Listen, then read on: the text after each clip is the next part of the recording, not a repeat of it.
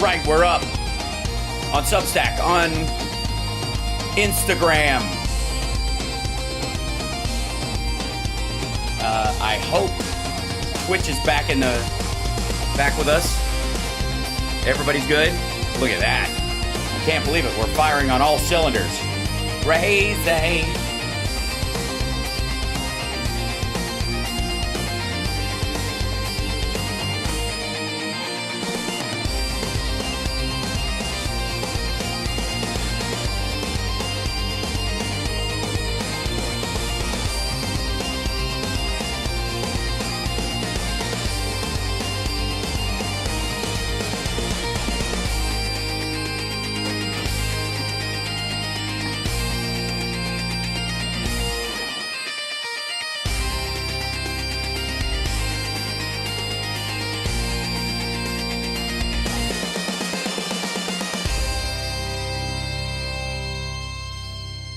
Oh, yes.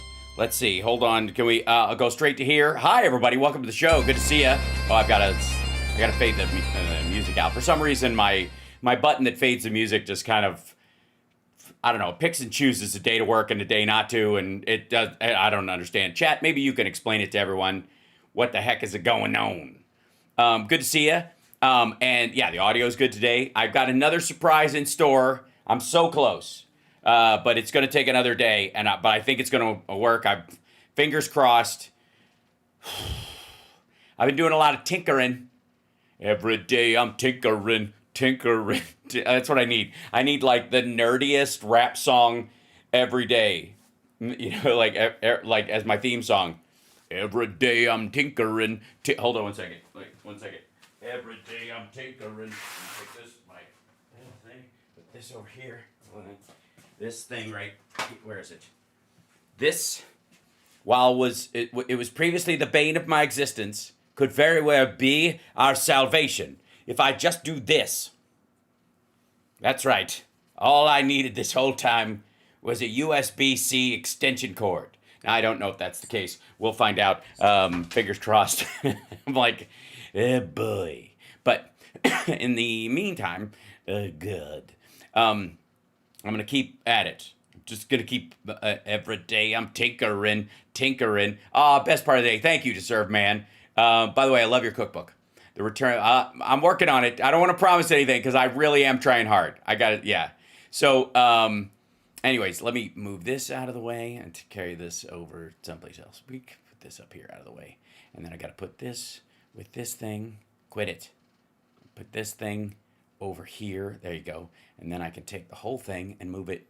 Oh, that's weird. Move it over here in case I need it later. Fantastic. That's wonderful. Jesus criminy. Also, if I may, I have a hair. Yeah, I'm fine. All right. It's the afternoon was hilarious. And every time I have to say, hold on.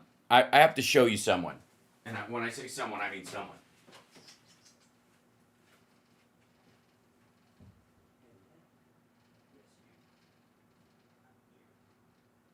Staring out into the rain. Come here. Yes, you.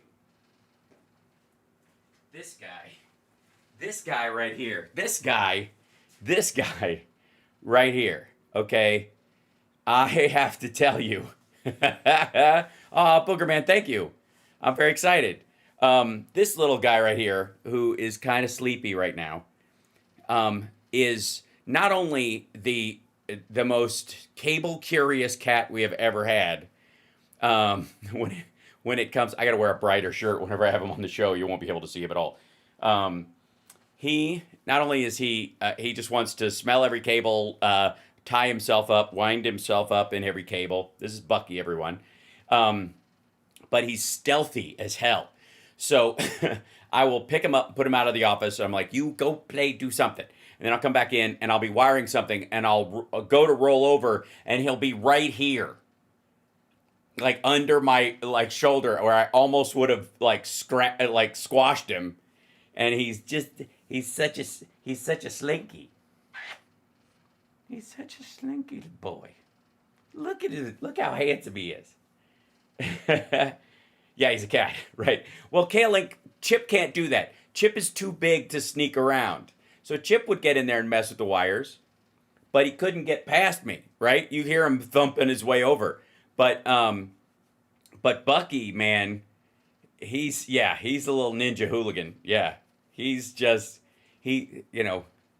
comes and goes like the wind, moves like a shadow warrior. That's right. Can we sit and watch Return of the Ninja with Shokasugi and you can show me how he did everything? Sneaky. Oh my God, he's so adorable. So anyways, okay, now we can try this. This I'm shutting the door though. You.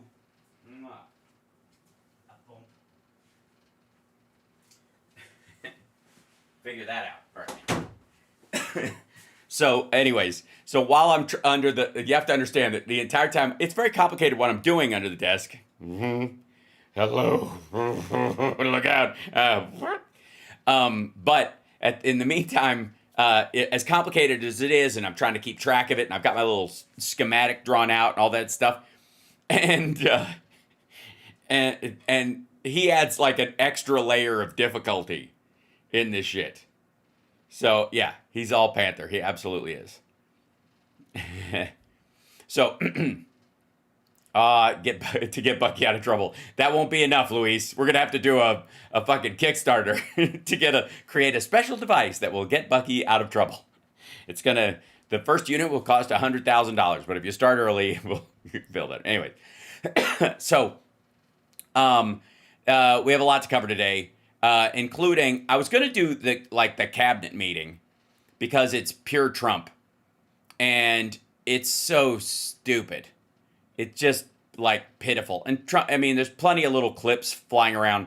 So I feel like most people are getting the gist of just the gibberish part of it. So what I'd rather go to is an equally dumb version of the performance art that they're trying to pass off as governance in DC with Trump's whole like military crackdown shit and all that. Yeah. Okay. So let's take a look, shall we? This is Judge Wino Bucket, Judge Janine, and she, my ladies and gentlemen, is doing her first 1980s dare to keep kids off of drugs, but on guns. I don't know, dog and pony show, where all the men around her are covering their penises for fear they will get bitten. And the woman, absolutely, that's a woman too. So all of them are covering their lower extremities just so Janine doesn't go in the writ of Fellas Jades, you know. So so this is hi. Thank you, Harmon. By the way, yeah, like the stream, share the show, etc. Venmo if you want to buy me a cup of coffee. If my goodness, if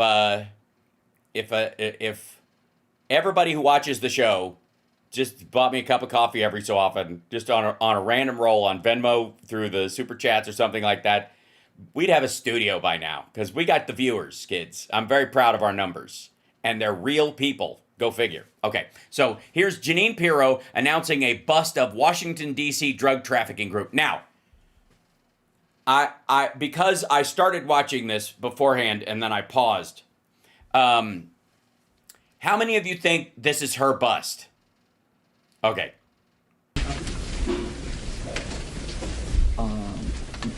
Not soda, right? Can I have any of these, or are they all dark chocolate, or? Fancy guns here. Is this the right? Fancy guns here, says she. Is this the right? And that one? The dude went, think so.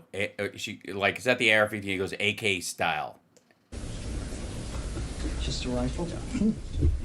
I grew up with rifles. They didn't look like that. I grew up with rifles. They didn't look like that. What the fuck did you... What were you, an extra in Old Yeller? How are you? Good to have you here today. Good to be here. Anybody have a sense of humor today? Also, why is that a joke? Why would anyone laugh at good to see you, good to be here? All right. Also, maybe, I don't know, don't put a surface mic on the thing. What are you going to do? You're going to play bongos later? Get closer. I'm not going to bite anybody. Yes, you are. That's why they're covering their dicks. See? She still had... That was a pube. Sorry. 1 year ago today, my office... 1 year ago today. I'm going to put a pin in that. Along with the Washington... Sorry. Do you hear what she just said? 1 year ago today, my office, along with the Washington field office of the... My office. 1 year ago. Hey, moron. Wasn't your fucking office a year ago? FBI began an investigation from the sale of PCP and fentanyl in Knox Place, Anacostia. This investigation is the culmination of what we call a Title III wiretap. The culmination of a Title III wire. So, okay. So all of the evidence you got came from a wiretap that whoever was serving there under the Biden administration did. So you gathered all the information that you had, and so it was just a matter of, processing the evidence, going to a grand jury, and getting people. Okay. And so you did the what? The stuff that took a year? Last week, on August 21st, my office indicted 8 individuals for PCP and fentanyl trafficking, I love the 80s. as well as conspiracy. The individuals who've been indicted are the following. 2 are from California. Of course. Thanks, Gavin Newscomb. 1 is from Baltimore. And obviously, because if they don't, the wire insists on getting their cut anyway, so you might as well. 5 of them are from the D.C., Maryland, Virginia area. I see. Just so they're all in government. I see. So they're the people standing behind you. I see. The D.C., Maryland, Virginia area. It's a rather large area. Some of it's rural, some of it's governmental, some of it's urban, some of it's water, actually. Now, there's 5 fish from the general lakes and rivers around here. Morning in a very sophisticated and almost flawlessly run operation. Almost? Fuck you, lady. What'd they do wrong? If I have some notes for you guys who arrested these hooligans. FBI, Washington field office, along with my office, executed approximately 20 residential search warrants across D.C., Maryland. Oh, okay, sorry. Yeah, almost flawless means her office fucked up. Everybody else did fine, but her office fucked it up. I get it. Okay, that's what made it almost flawless, that she was involved. Obviously, bringing the flaws. Los Angeles. And I want to thank the Metropolitan Police and DEA for assisting us this morning in D.C., Maryland, and Los Angeles. Stop tapping the podium. The mic is louder on it than it is on your fucking voice. Now, at present, there are 12 individuals who have been arrested. 7 of the 8 indicted individuals, there is still 1 fugitive on a sealed indictment. So you can't. It's a sealed indictment, so they're a fugitive, and you won't tell us who they are. So the public can't help, even if they wanted to. Okay. So clearly, it was someone in your office who was engaged in this. So let me guess. Last year, the Biden administration put a wiretap on the phone of a former Trump DEA official that was working in conjunction with your office, and that's how they busted this whole fucking ring. So the warrants were served at your office, which is why you're upset that they weren't. I'm just kidding. I don't know, but this is so stupid. Additional defendants have been arrested this morning as a result of the operation. The facts. The D.C.-based drug traffickers sold PCP and fentanyl in and around the 2900 block of Knox Place Southeast. You may or may not be familiar with that area, but it's notoriously known as the Hood. it is a neighborhood that has experienced an Total lack of neighbors. And to the point where it is 100% hood. inordinate amount of violent crime, including 5 homicides, at least that we know of, with other violent crimes in the past year. The DC-based narcotics traffickers sourced their narcotics through Baltimore, and there was a co-conspirator who in turn was importing narcotics from California.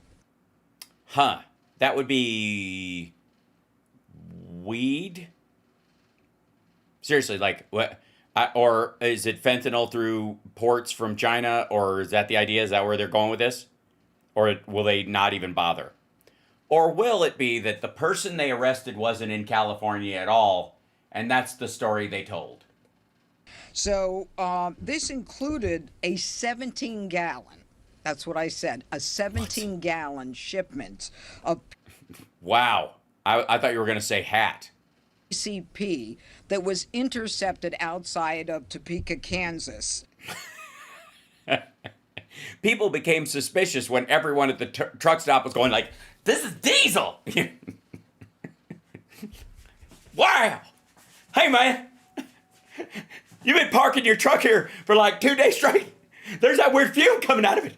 I can't even get the fucking handle. I can't hold the handle on the gas pump. Funny. I feel like I could run forever. Oh, I love Topeka, Kansas. I can't wait to leave. Zoom. Earlier this year. And today's seizures and search warrants included 18 firearms that you see in front of me right now, including. And I presume those will be returned to their rightful gun-toting owners by the state that believes in the right of every American to keep and bear arms, even if they are a felon or a school shooter, that everyone should be handed a gun at birth. They want to modify the Second Amendment only to make it more stringent, and that not only can you carry a gun, but you must. An AR-style rifle, a shotgun. She just learned that as we were talking. A Draco-style pistol, as well as, I don't know if we have this in front of you, in addition to the weapon seized, a fentanyl pill press. And we also seized Now, somebody in your office grabbed it. approximately 2 kilos of narcotics that include powdered fentanyl, cocaine, as well as cocaine. Also, I'm going to guess that since A, it's evidence, and B, it was used as a fentanyl press, and it doesn't take a whole lot of that shit to fuck somebody up, especially if they're not a regular user, that you probably didn't bring it just for safety's sake. Why don't you just bring a replica next time? We'll trust you. We know what it exists and what it's like. Crack.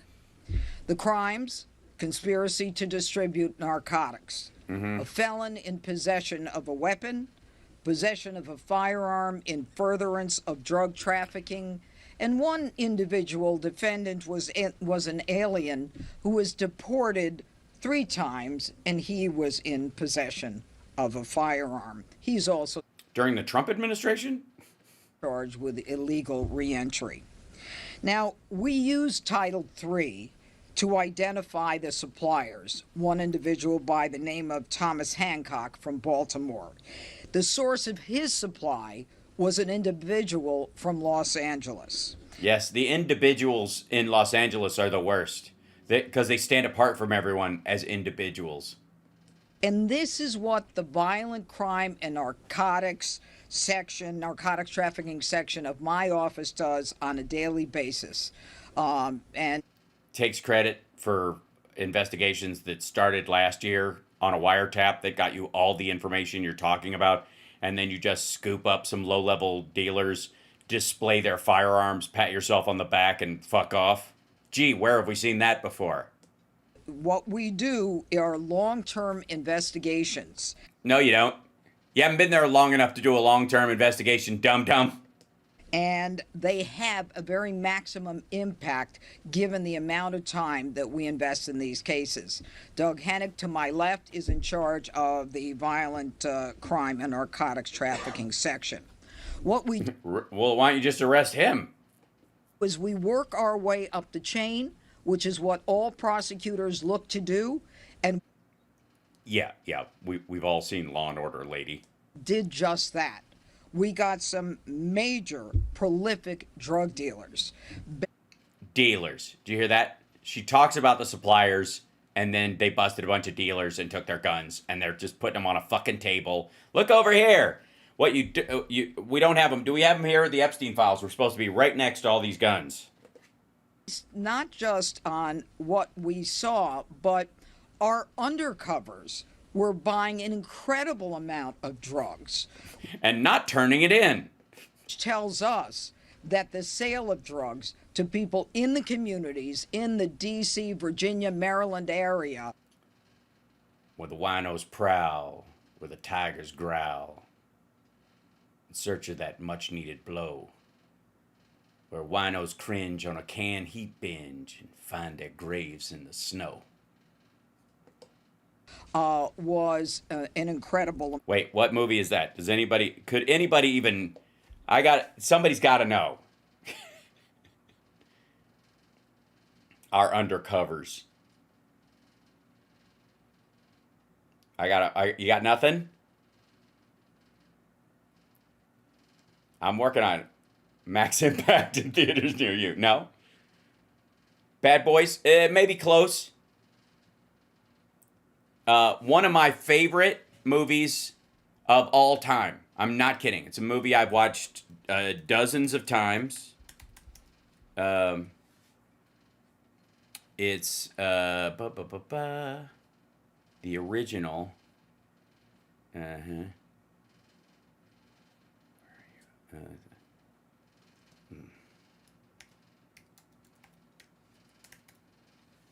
Yeah. 1992. Ladies and gentlemen, I introduce you to Deep Cover. If you have not seen Deep Cover, shame on you. I love this movie. Goldblum plays a sort of a white collar lawyer who helps drug dealers and wants to do synthetic drugs that aren't illegal and stuff, but he needs money from real drug dealers to fund it. And Lawrence Fishburne is a squeaky clean, like teetotaler, straight edge cop who goes undercover in narcotics and tries to break the crack epidemic in Los Angeles. It's definitely peppered with a lot of information, and I believe anybody seen it? Yeah. Anybody seen the movie?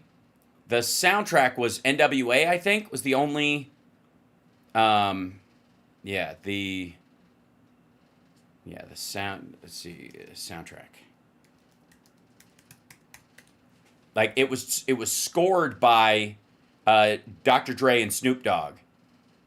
And not just, songs for the soundtrack, but but Snoop and Dre did the audio, they scored it as a traditional, so it's great. Have you seen King of New York? Yes, I have. I find this way better.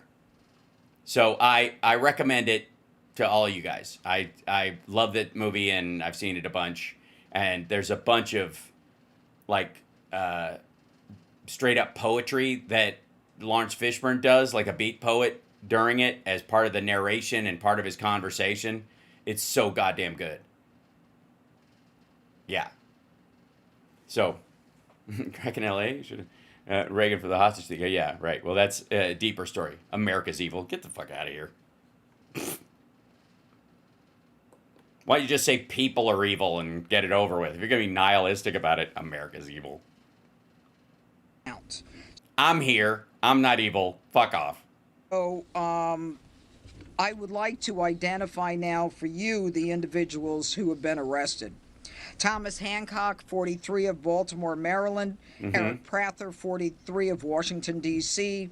Reginald Lassiter, 39, of D.C. Leonard Edwards, 52, of D.C. Darrell Riley, 39, of Washington, D.C. Man, this is an OG squad. Michael Thomas, 49, of Los Angeles. God damn. So you're just letting the youngins go. And Sardis Smith of Oxon Hill, Maryland. Now, in addition... Unknown age. We have 5 other individuals that we picked up, sorry about that, pursuant to what we saw today. They are Eureka, Missouri, 35, Melvina Rawlings, 40. I went to Eureka, Missouri 1 year. It was terrible. It was, yeah. Those 2 days were the longest week I ever spent. Damian Petty, 54, Antoinette Lane, 64, along with A 64-year-old woman? Terrence Boyd, 42. This is what the president is talking about. This is part. Yeah, it is. You're absolutely right. She's absolutely right. This is what the president is talking about. Take credit for things your predecessor did and blame him for all of your failures. Yeah, how many are drag queens? Fucking 0. Right. How many are trans? 0. Right. So I just thought I'd tip you off on that she's got this, like, they're going to be doing these kind of parades to kind of show off this, like, I call it Operation Look Busy. And the Trump crowd especially, like, desperately need you to focus on this idea that something's going on. Hold on. Where's the... Yeah, there we go. That's just the one piece of him. Hold on. I'll go like a Trump cabinet meeting. Because they are clearly aware that Trump, in his cabinet meeting, which is forever and too long. Let's go here. Think. Why is it not playing? Do they not have audio at the top of this? I guess not. Yeah, they did. That one. Okay, so hold on. Let me find one that has actually the audio. The Associated Press of it. Yeah, there it is. Thank you very much. It was just like lower. You all ready? Nice grip. So part of Operation Look Busy is these cabinet meetings. So they sit around and everybody kisses his ass to make it look like he's doing a bunch of stuff. So in between signing nonsense and then having these cabinet meetings where everybody go, if it wasn't for you, which a lot has been made. Bless our brothers over at Midas Touch. Hats off. But they make a big deal about how these assholes, fillet Trump as they go around the circle in this kind of Kim Jong-un thing. And yes, that's annoying, and yes, that's stupid. But you know what I would do if I were Presidente of the United States of America?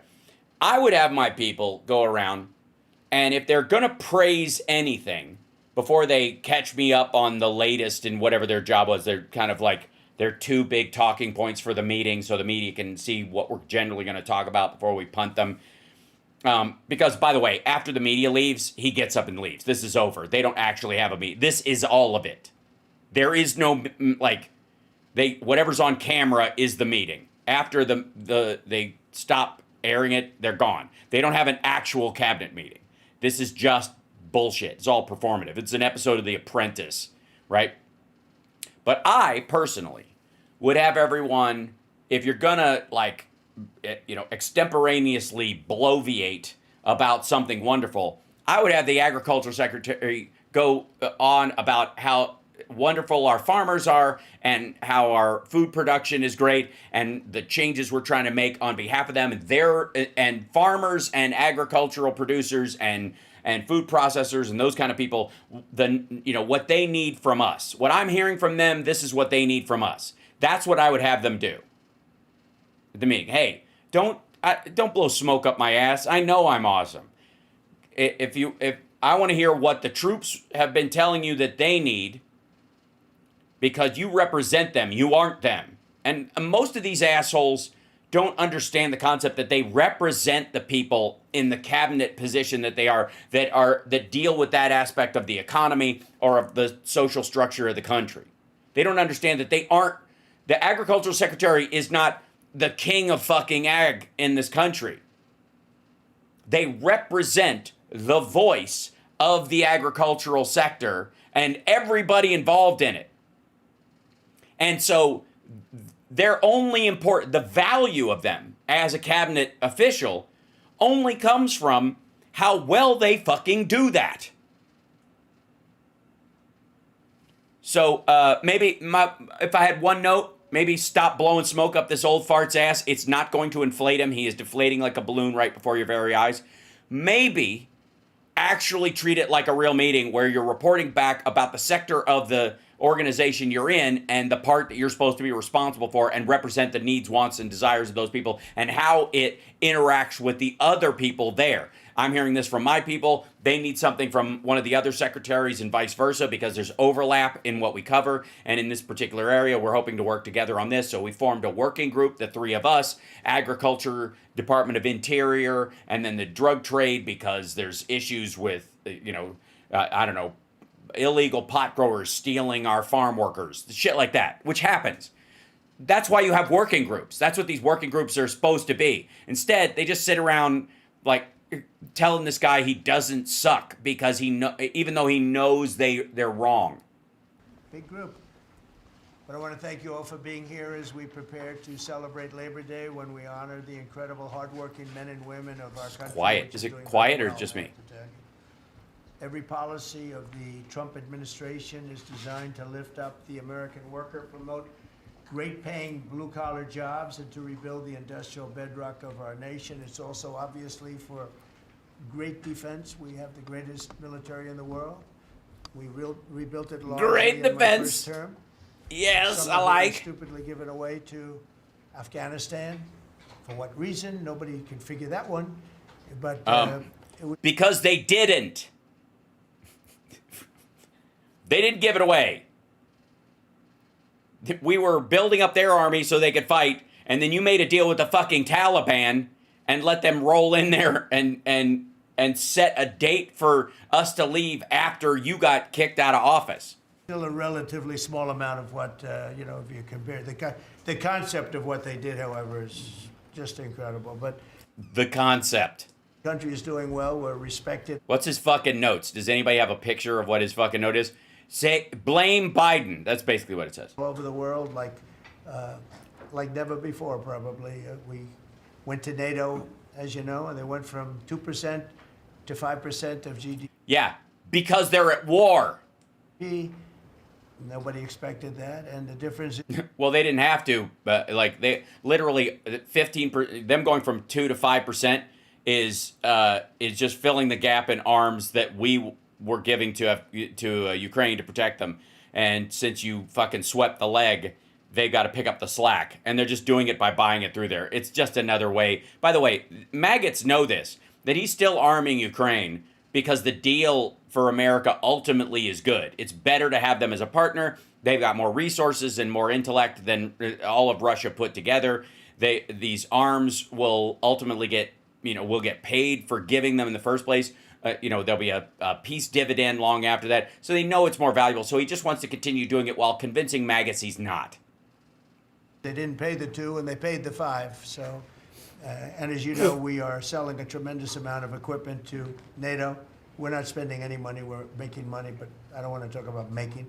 I want to talk Yeah, you do. about we're no longer involved with funding Ukraine, but we are involved with trying to stop the war and the killing in Ukraine. So Yeah, we are supporting Ukraine. We're just letting the carve-outs happen. The money comes in the other way instead of doing it by... And by the way, there's still money coming from the federal government that goes to arms that get shipped to Ukraine too, still, because it was allocated last year. we're selling missiles and military equipment, millions and millions, and ultimately billions of dollars to I don't want to talk about selling because it sounds so crass and disgusting to make it seem like we're war profiteers that's what the big gripe was from Republicans. Can we just settle that once and for fucking all? That these assholes don't give a shit about peace or saving lives. It's the same shit with the excuse me 1 second, please. Oh, okay. Yeah, I was like yeah, no doubt. Love you. My lady. Just came back from coffee with a friend. Just had to give her a kiss. You guys can fucking hang. So let's settle this once and for all, if I may. Republicans don't give a shit about peace, and they certainly don't give a shit about world peace. They have never been, an enemy of the, quote, military-industrial complex. You could argue that they almost single-handedly fucking created it. Trump doesn't want to not have war in the world. He wants a piece of the action. Listen to how he talked about Iraq. We should have kept the oil. While the rest of us are stomping around, holding up signs saying no war for oil, Trump is saying basically that's the only reason for a war. Who gives a shit who dies as long as we get the resources we need? The idea that this motherfucker is a peacenik, and anybody that argued somehow that he would be better for world peace than Harris or Biden or anybody, or Hillary Clinton for that fuck's sake, I hope you never stop punching yourself in the fucking face. He doesn't want the end of war on the planet. He wants a piece of the action. He wants, and this is the worst part, you motherfuckers. He wants to plug the hole in the deficit that he created with tax cuts for the wealthy. Do you fucking understand now?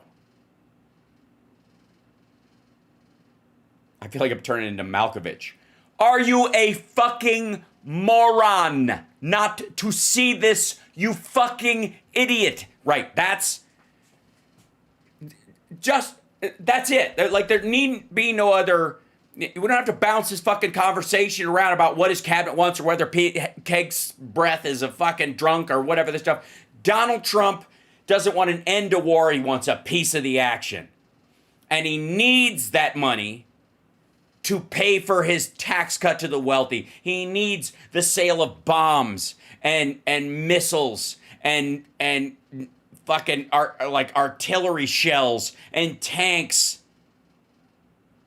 He needs dead people in the meat grinder to pay for his tax cut for the wealthy.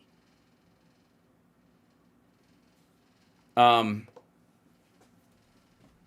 room, I apologize to you. I am very sorry. I'm very sorry it took me this long to articulate that. It's something I've kind of known and felt for a long time, but I'm sorry it took me this long to articulate it that clearly. Now, obviously, the big bullshit budget busting bill was a big part of that and clarified it in that way.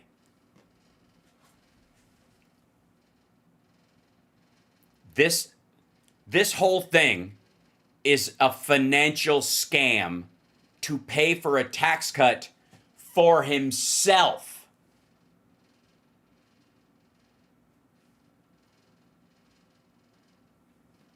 Fucking hell.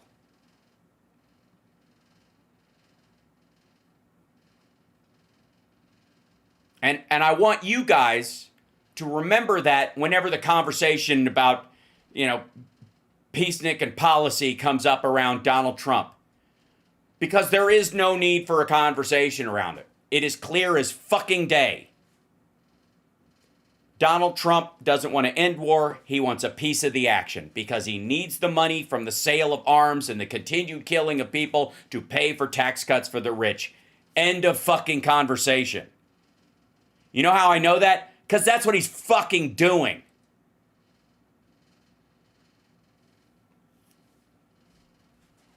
That's what's actually happening. That's not, there's no if. That's what he's doing. He's also, and believe me, there's not enough war in the world. I'm sure he wishes there was more. There's not enough war in the world to pay for all of his tax cuts. So what's the other one he's doing? He's doing the biggest wealth transfer from the poor to the rich in the history of the fucking country in the form of tariffs. Pay for a tax cut with money you take in from tariffs. Who pays the tariffs? Consumers do. Who by and large buy the most consumer goods? Poor people, middle class. That's who. The tariffs on a car aren't being paid for by the country they come from. They're paid for by an extra $6,000 on the price tag by the person who's buying the fucking thing. And most of the time, holy shit. So, okay, the 50% tariff on vehicles and stuff, especially from the EU and that kind of stuff that are being added, about $6,000 on average to the cost of any car, any foreign car, and American cars with foreign parts, which is all of them, gets passed on to the consumer. And not only does the consumer pay an extra, on average, $6,000, they fucking finance it. Most people, unless you're completely rich or using it as a tax write-off, finance their car. Which means not only are they paying that extra $6,000 in the base price, but they're paying more in interest on it as well. So it's a gift to the banks too. The car companies don't see that money. It all goes, like the local dealership that's trying to pass along a fucking car, they don't see a piece of that.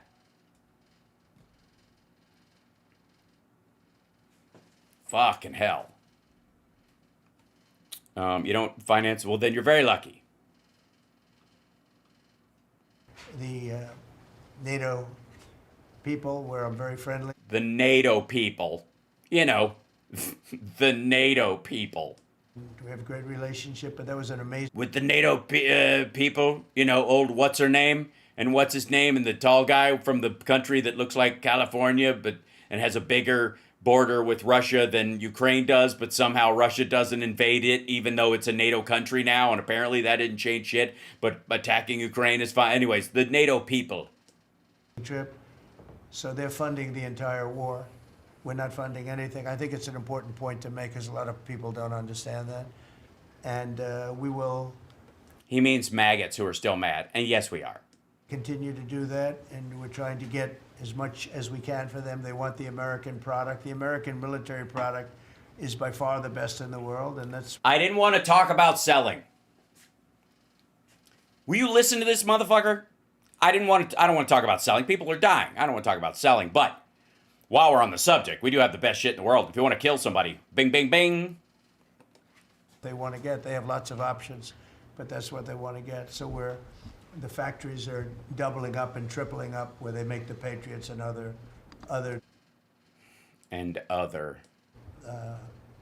Really, you could say defense and offensive weapons. Yes, you could. As a matter of fact, I think I will. The wages for blue-collar workers are now rising at the fastest rate in 60 years, which is so important to all of us around this table. What, compared to the dive in white and pink-collar workers who are going down because they're losing their jobs? Mm-hmm. Average American worker has already seen a $500 wage increase this year, and there's no inflation because there's been decrease. The average worker. The average worker. And sorry, because there's what? Based on what? Wage increase this year, and there's no inflation. Yeah, there is. It's 2.8%. Don't make me play the Bill O'Reilly video again. Because there's been decreases, tremendous decreases with, thanks to Doug and Chris, and some of the people, the great job they've done with energy. Thank you very much. And Chris, thank you very much. I see you down close to $60 a barrel, and you'll be breaking that pretty soon. And that has... Sorry, how the fuck did they break the price of oil by the barrel? Hold on, one second.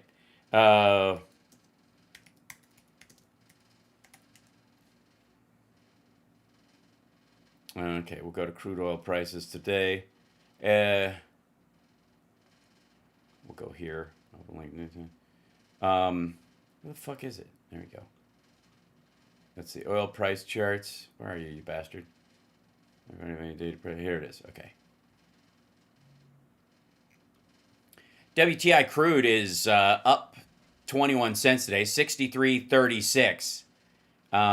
Spiking in August at here's 64. It was actually lower. The beginning is 62. Now it's 63.36. Shall we go back? I don't know what this is. 1 month. 1 year.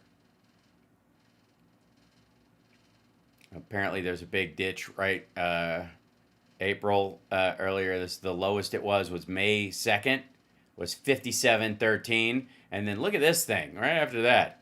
It's almost like Trump instituted policy right around here, don't you think? Right around June? Look at that shit. So no, it's, I mean, and here's the price. Yeah, it's basically stable except for the 70s. Let's see. And it's currently 63, 67 for Brent crude, which is higher, obviously, and more common. Natural gas is 275, and that's up a little bit. Gasoline is 213, up 0.015, minus the delay. Heating oil, yeah, this is ticking up a little bit. Let's see. Yeah, so there you have it.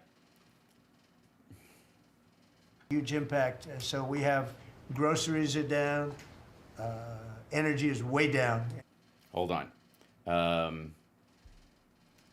Grocery prices index, inflation. See, peak and slowdown. Food price outlook summary findings, the USDA. Although I don't know how we trust these.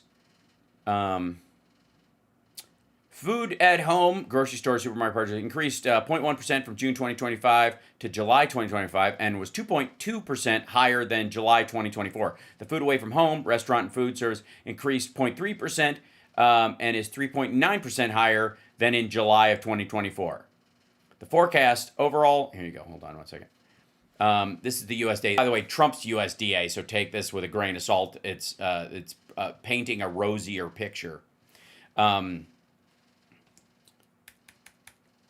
Yeah, here you go. Prices are down, right? They're down. They're actually up. They're up 0.1% just in a month and 2.2% higher than July of 2024. So they're up 2.2% higher than they were last year. On top of everything, they haven't come down. They have not come down at all. They are up. CPI increased 0.3% from June 2025 to July 2025 on food service away from home. That's almost 4% higher than July of last year. That's double regular inflation, anything you eat outside the home. So if you cooked grocery store, supermarket food purchase, and you cooked at home, it's still 2% higher than it was last year when it was intolerable. Again, these prices stack. There's not deflation or negative inflation in any of these areas at all. In 2025, overall food prices are anticipated to rise about the historical average rate of growth. In 2025, prices for all food are predicted to increase 2.9%, with a prediction interval of 2.3 to 3.4%. They're obviously trying to put it and throw it in the middle. Prediction interval of 1.4. Food at home prices are predicted to increase 2.2%. That all food is 2.9. Sorry, food away from home prices are predicted to increase 3.9%, with a prediction interval of 3.5. Listen to me. 3.5 to 4.2%. In 2026, overall food prices are expected to increase more slowly than the historical average. In 2026, prices for all food are predicted to increase 2.2%, with a prediction interval of negative 2.9 to 7.5. That's the interval? The fuck are you talking about? This is their window. Did you see the one before, which was like, it's like a 3%. It's like with polling, there's like a 3 to 4% variability. Prediction interval of negative 2.9 to 7.5. It could go up 7.5%, or it could go down negative 3%. Or why don't you just write, I don't know, geez, Tennessee. Food at home prices are predicted to increase 1.2% with a prediction interval of negative 6.3. That's Trump like throwing something in there. Negative 6.3 to 9.2%, with food away from home prices predicted to increase 3.3% with a prediction interval of negative 0.5 to 6.1%. Oh, hello there. Right. God damn. These assholes. Energy is way down. It was $4 and $5 for a gallon of gas. Think of that for gasoline. And now it's probably $2.25.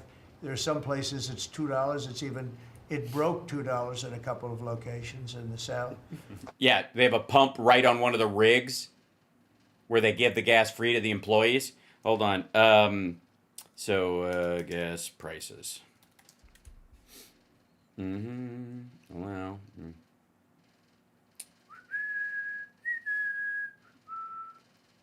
Quiet Labor Day, refinery issues, send national. There we go.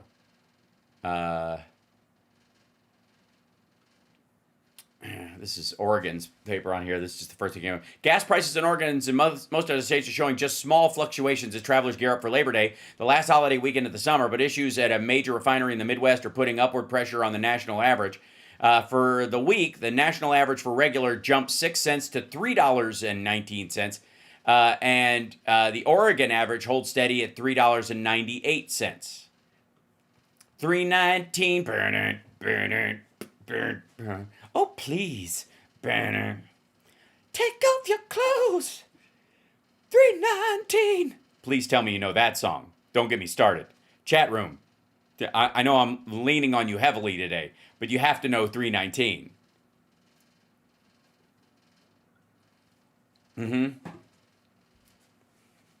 Oh, wait. He'll reduce gas prices by 1,500%. I think he does that with drugs, right? Bet you got a body, by God. Come on, let me see it. I like it. Never heard it? By Steely Dan. No. That's Hey 19 from Steely Dan. Hey 19. That's a different. Hey 19 and 319 and just the song. No, 19. 19 are totally different. Yes. I think it's off the Gold Experience, and they used it in Showgirls, which is where, sadly, some people know it from. Yeah.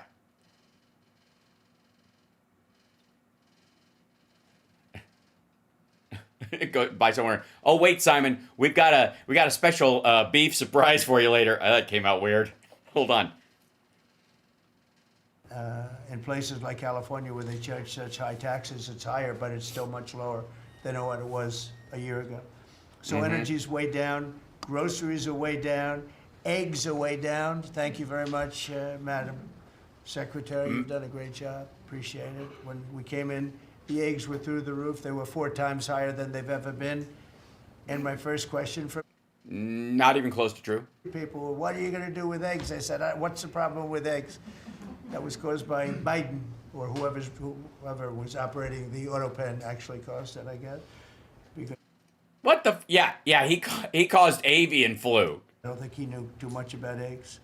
Factories are booming compared. Well, then why were they coming down till you got in? Before I took office, domestic auto production is going to be. It's going to be so thrilling in 2 years. Oh, it's in 2 years. Shit. When you see the numbers. Oh, in 2 years when you see the numbers. You mean after the midterms? Fuck, man, we're so close. Just vote for us, and I promise, right after the midterms, a year after the midterms, listen to that shit. Before I took office, domestic auto production is going to be. It's going to be so thrilling in 2 years when you see the numbers, because they're building plants all over the country. They're all coming in because of tariffs. They don't want to build. They don't want to pay the tariffs. And if they build their plant here, they don't pay the tariffs. And no, but they pay taxes on it that are higher than the tariffs in most cases. It's again, the deal he struck for Japan is better for them to build those cars in Japan and ship them over than to build them here. They're pouring into our country, and you know about AI and you know about other, but the auto plants. Yes, I do know about AI and the other. You know, that's the good old-fashioned stuff that I love. The auto plants are pouring into the United States of America. They're coming from Mexico, they're coming from Canada, and they're coming from Europe, all over Europe. And it's been pretty amazing. So factories are booming, and when they actually open.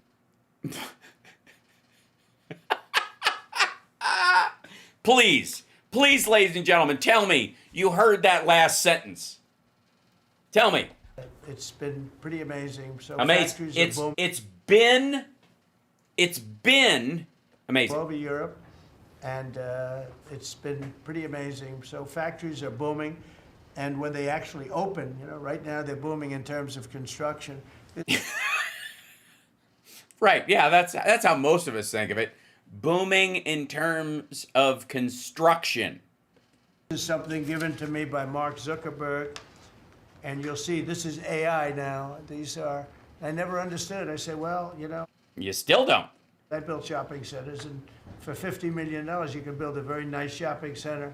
So I never understood when they said 50 billion for a plant. I said, what the hell kind of a plant is that? Thank God we have this man in charge at the most intellectually dense and difficult period in the advancement of human technology that humanity has ever gone through. Anyways, you were saying something about the Illudium Q-36 explosive space modulator. Oh, hello there! All right, go on. When you look at this, you understand why it's 50 billion. So this is one he's building in Louisiana. That's Meta, Facebook, as people understand it to be. But look at that, that's the size of Manhattan.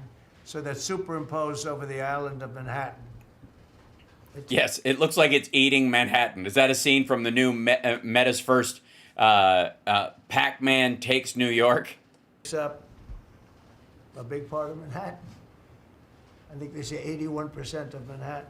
So these are big things, and they're going up. No. It doesn't take up 81. They're building it someplace else, Grandpa. A lot of them are going up now. I don't know that big. Actually, Mark is building 4 of them, and others are building similar places.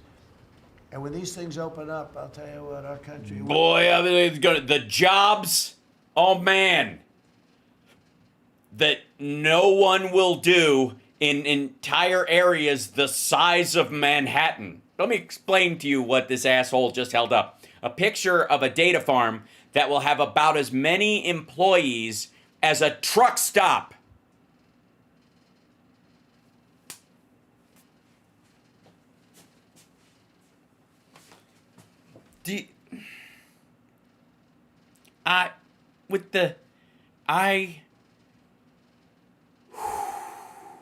You think you know something about everything, don't you? Unfortunately, I do.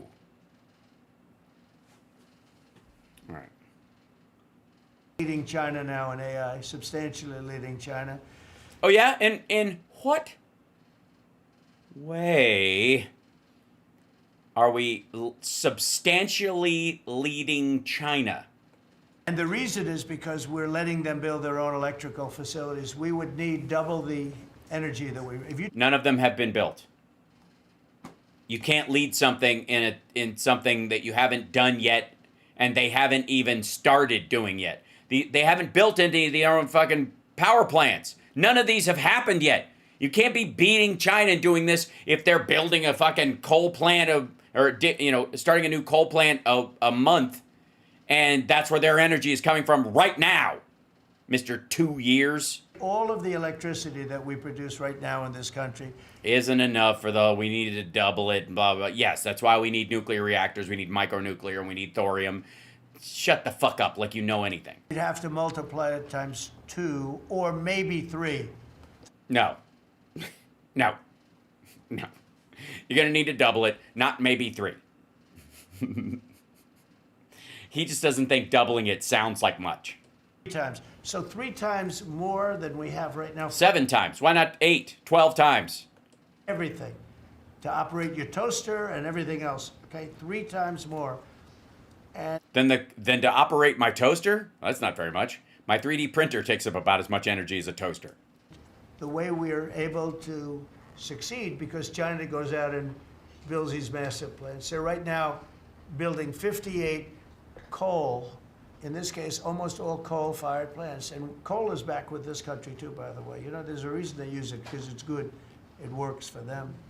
And we call it... It's not good. It's fucking terrible. It's just cheap, and they don't give a shit about their own breathing. They don't give a shit about their air. They don't give a shit about their workers. You know what happens when you get black lung working in a Chinese coal mine? You die. You don't get a retirement package and a brand new set of lungs, you fucking tit. Clean coal. We don't call it coal. We call it clean, even very clean coal. Yes, because you're a moron. But we have coal going up. We have nuclear going up. Nuclear is very much in vogue now. It's safe and inexpensive and great. In We don't allow vogue? windmills. We're not allowing any windmills to go up. I mean, unless there's a legal situation where somebody committed to it a long time ago, we don't allow windmills. And We don't allow windmills? So, fuck freedom, right? Right? You commie son of a bitch. So it's all central planning. So can we just start from there? That according to Donald Trump, the problem of communism, which is the inadequacies of central planning and the inability for them to react or mine the creativity and the ingenuity of their people because the government decides what technology will survive and which will fail, and whatever they chase down, everybody else is fucked and left hanging. No grants, no nothing. Just you're stuck. That's what he's actually saying.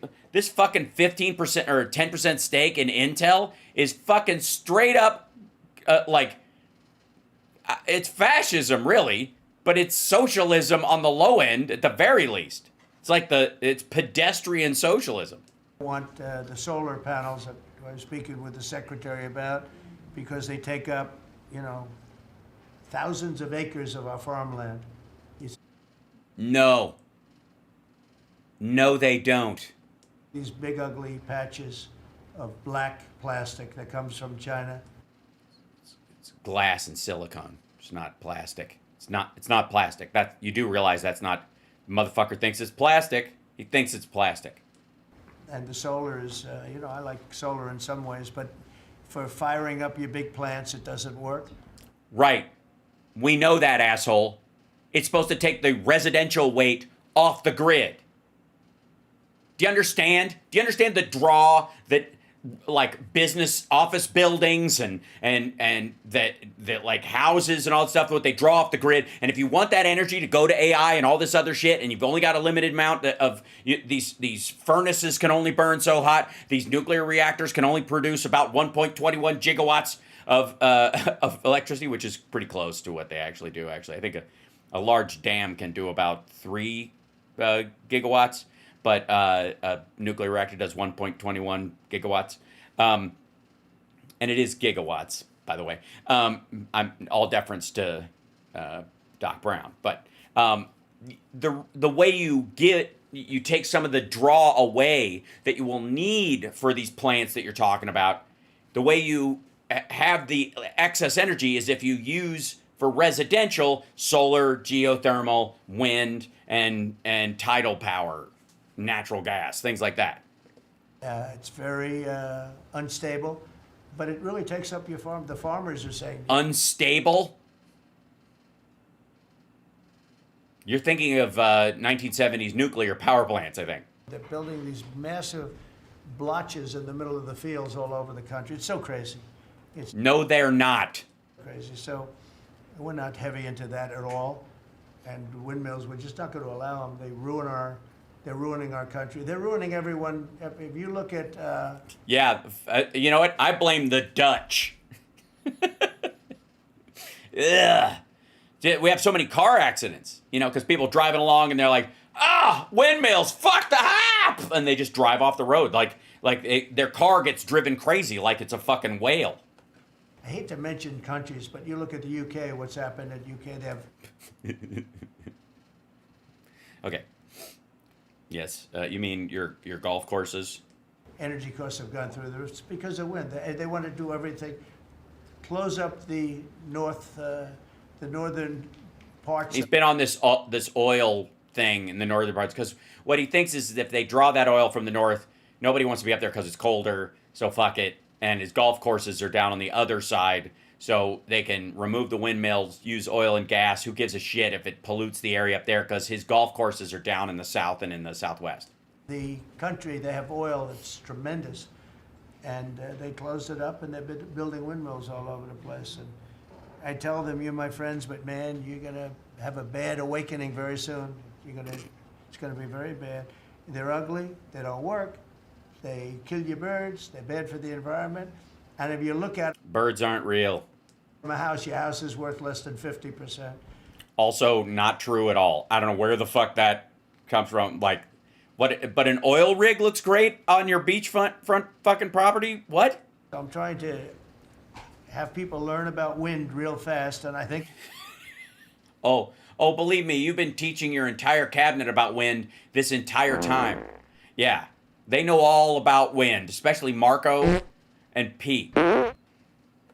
done a good job, but not good enough because some countries are still trying, and they're destroying themselves. Those are countries that are really destroying themselves. I hope they get back to fossil fuel, because right now, Chris, whether we like it or not, fossil fuel is the thing that works, and then you can add nuclear with it and other things, but fossil fuel is what works if we're going to fire up those big monster factories. But if you look at comparing... By the way, no. No.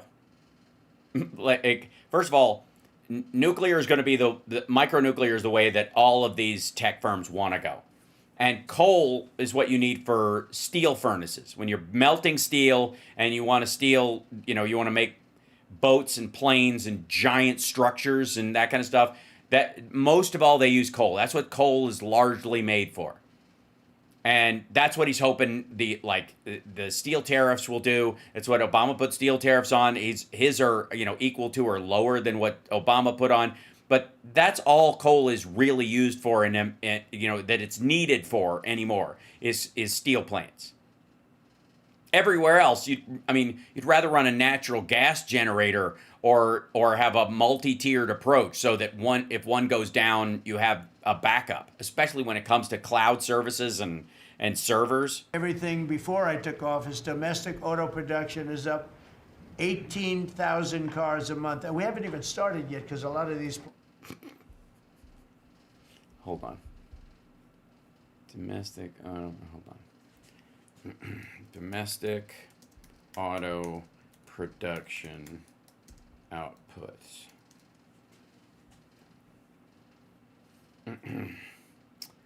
Let's see. In the U.S., annual motor vehicle production has averaged around 10 to 11 million units in recent years, with recent annual figures showing around 10.6 million in 2023. The world's second largest vehicle producer. Production levels can vary. Significant dips in 2009, 5.7, 2020, 8.8, due to financial crisis and the COVID pandemic, and that's why they're coming back. I was like, okay, U.S. doing real-time historical charts. There we go. Year to date. Yeah, here's the level chart. Yeah, fucking magic, buddy. It's incredible. I don't know.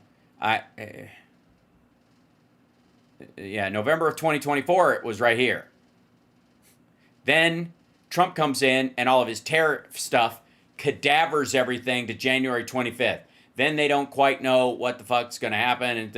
And then April, he does his fucking bullshit, Super Tuesday. And then it starts to drag again. They are not up 18,000 since last year. The peak last year is 142.03. And currently, it's 114.5 per month. May 13, 2020, yeah. Fucking stupid. Lie. Aren't built. It's up 18,000 because Ford, General Motors, and a couple of others, Stellantis, they're taking their existing plants and they're, as quickly as they can, they're adding on to them. So when their plants open, because they're building big, modern, beautiful auto plants. Yes, with almost no employees. Think of that. We're up 18,000 cars a month, and essentially all they've done is try and utilize... We're not. We're not up 18,000 cars a month from last year. We aren't. What the ever-loving shit. Supplementalized retail services business. Hold on. Let me try a more comprehensive. Let's see.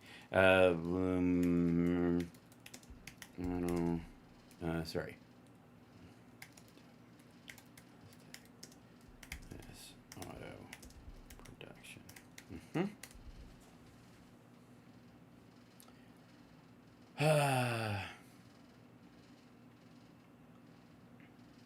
Let's see. Decreasing output. In late 2024, 2.9% drop in U.S. production, reached 9.9 million vehicles. Tariffs imposed by the VS administration created a self-inflicting supply shock. EV production, Northern American EV production has been increasing with fully electric vehicles accounting for 7% of total production in December 2022. The tariffs eating shit. U.S. factory production rises by most in a year on auto. This is March 18th. U.S. factory rose by the most in a year. Okay, it rose because it had dipped so far, right, as a percentage. Shifting production of automotive parts would be an expensive transition. U.S. auto spending annualized on the SAR index. Inflation on new cars is a problem for U.S. automakers. Utilization at U.S. auto factories has been below 80% for the past 32 quarters.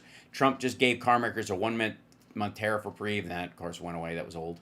That was in March. Yeah.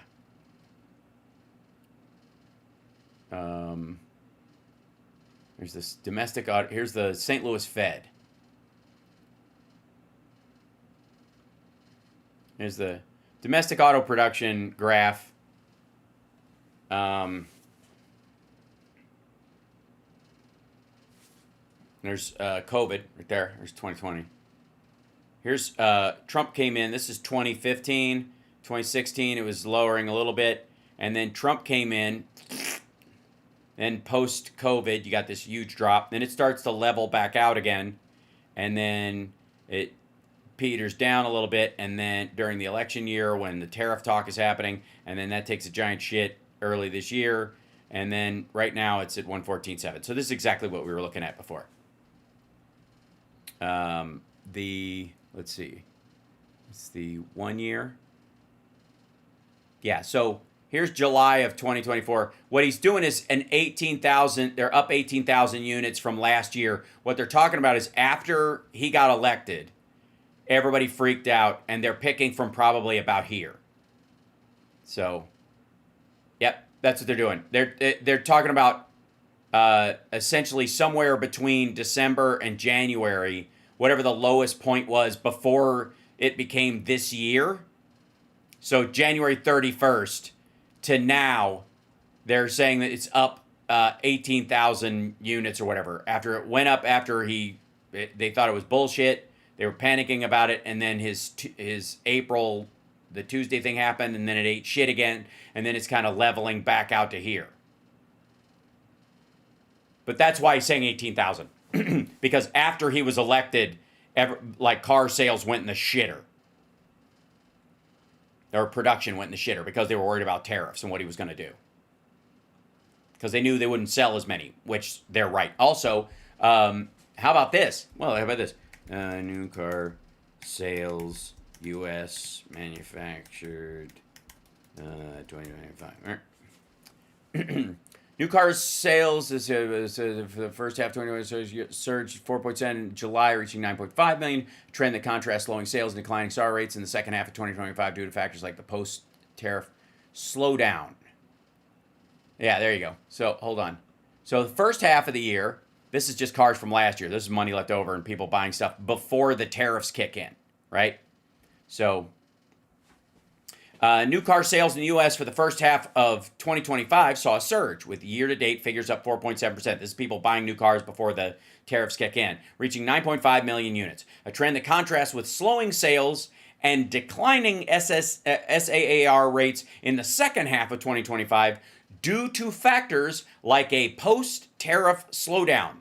Toyota led the sales by manufacturer share, followed by Ford and Chevrolet, with the Ford F-Series and Chevrolet Silverado remaining the best-selling models. Several automakers are also reshoring production to U.S. plants to improve resilience.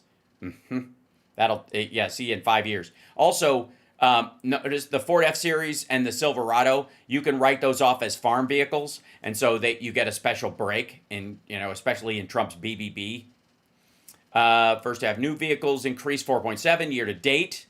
Through July, totaling 9.5. They sold 4.7. Sales reached 1.3 million units, 7.5 year over year in July, driven by more sales days in the beginning of the year. Second half outlook, annualized monthly sales projected around 50 million for the second half, a decrease from 16.3 million in the first half of the year. Top brands, Toyota, blah, blah, blah.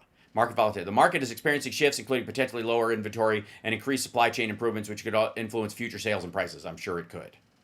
Is it? No. But could it? Sure. If they finally make these fucking cars from here. Sorry. Escape. There we go.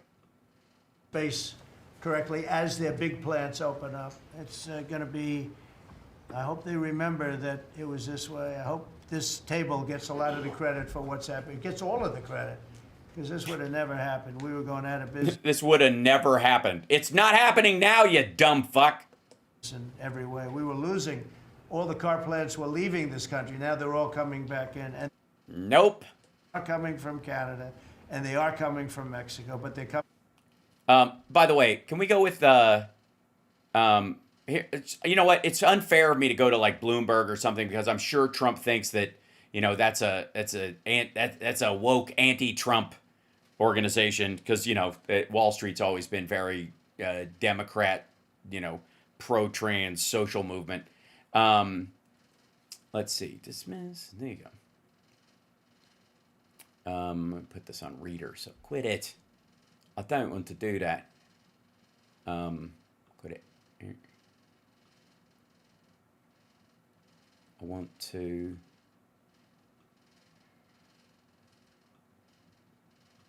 play. Good, you rat. Okay. I hate when the page gets hung up on the friggin'. Hey, there you go.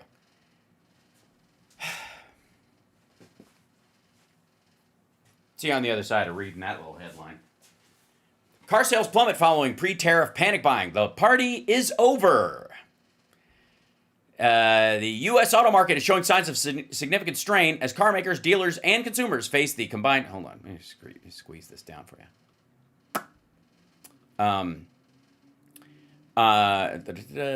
Significant strain as car makers, dealers, and consumers face the combined pressures of rising tariffs, soaring prices, and deepening economic uncertainty. Trumponomics, baby. After a brief surge in spring sales, the market stalled in June as consumers pulled back on big-ticket purchases, according to the latest figures. The slowdown follows Donald Trump's tariffs on auto imports, which have forced automakers to rethink pricing strategies and brace for further disruption in the months ahead. The annualized automotive selling rate likely dropped to 15 million in June, down sharply from 17.6 in April, making the slowest pace in the past 12 months. According to industry researcher J.D. Power, the second quarter sales figures... Get out of here. The second quarter sales figure still managed a modest 2.5 increase from the prior year as shoppers rushed to showrooms to beat anticipated price hikes. But that momentum has now subsided, and analysts warn that the worst may be yet to come. The party is over, Jonathan Smoke, chief economist at Cox Automotive, told Bloomberg. It's clearly slowing. It's because of affordability getting worse and forcing what we think will be production declines to keep supply in balance. So the production is going to go down.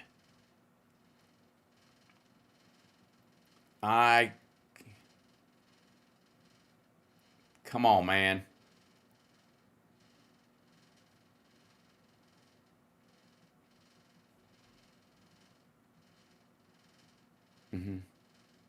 Let's see. Hold on. Dirk, close that. Okay. From Germany, they're coming from all over the world. Domestic steel production is up. Also, hey, asshole. Why do we even want them? If American cars are so good, why wouldn't we just expand to meet that? And they don't need to build them here. American cars are good enough, right? By 100,000 tons of steel a week. We have a 50% tariff on steel, aluminum, and various other things. Copper just got brought into the picture, and that means people are gonna want to make steel here. We just made a deal with U.S. Steel. As you know, we have an outside company come in, spend $17 billion on building new plants, new everything. It's great, and it stays right here in America. So we're doing amazingly well on steel, and domestic oil production is up by more than 300,000 barrels a day. That's a lot of barrels, and you're going to be talking about that in a second, I think. Yeah, talk about how, from a percentage point of view, that's kind of pathetic. Chris and Doug, these two people have done a fantastic job, and we have We have the oil price down to about $62 a barrel. So just so you understand, because a lot of you like to talk about costs and prices, but yeah, what the fuck's wrong with us? Why do we keep bringing up costs and prices and ugh? I watch so much fake information. No shit. Product costs are down. Energy is way down. Energy brings things down. You know, with energy, that's what happened with Biden. He stopped Yeah, it's weird. our program, and then he went back to it when he realized that it looked like you're going to be paying numbers that nobody's ever seen, like $7 a gallon. You're going to pay $7 a gallon. They were up to $7.5. So then he immediately went back to the Trump plan that they terminated, but it was too late for them. It was too late. They blew it. They had a great thing going. I gave them something great, and they blew it. Since the inauguration, we've created over 500,000 new private jobs, and if you notice, when the numbers come out, government jobs are going down and private jobs are coming up, and that's what really fuels the country. It's easy to hire people and pay them for doing something that maybe hold on. not very. Can I? Okay. U.S. crude oil field production in the United States.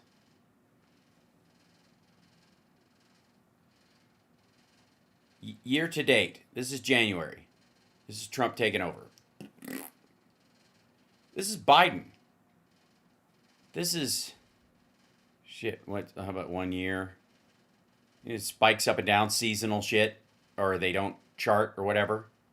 13.63. Let's see, about 3 years. Jesus. This is June 16th of 2023. Here's 5 years. So we look at, here you go. 2021. This is their whole thing. It's 5 years.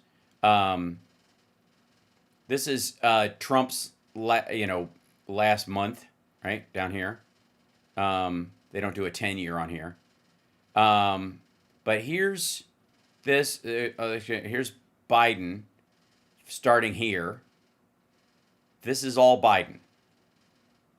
Right up to there.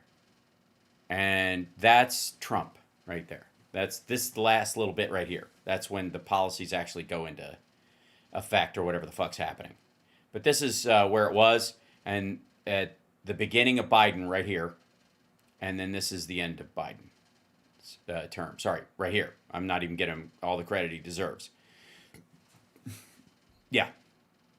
That's why he's counting in hundreds of thousands of barrels, because he can't, the percentage number sounds like shit.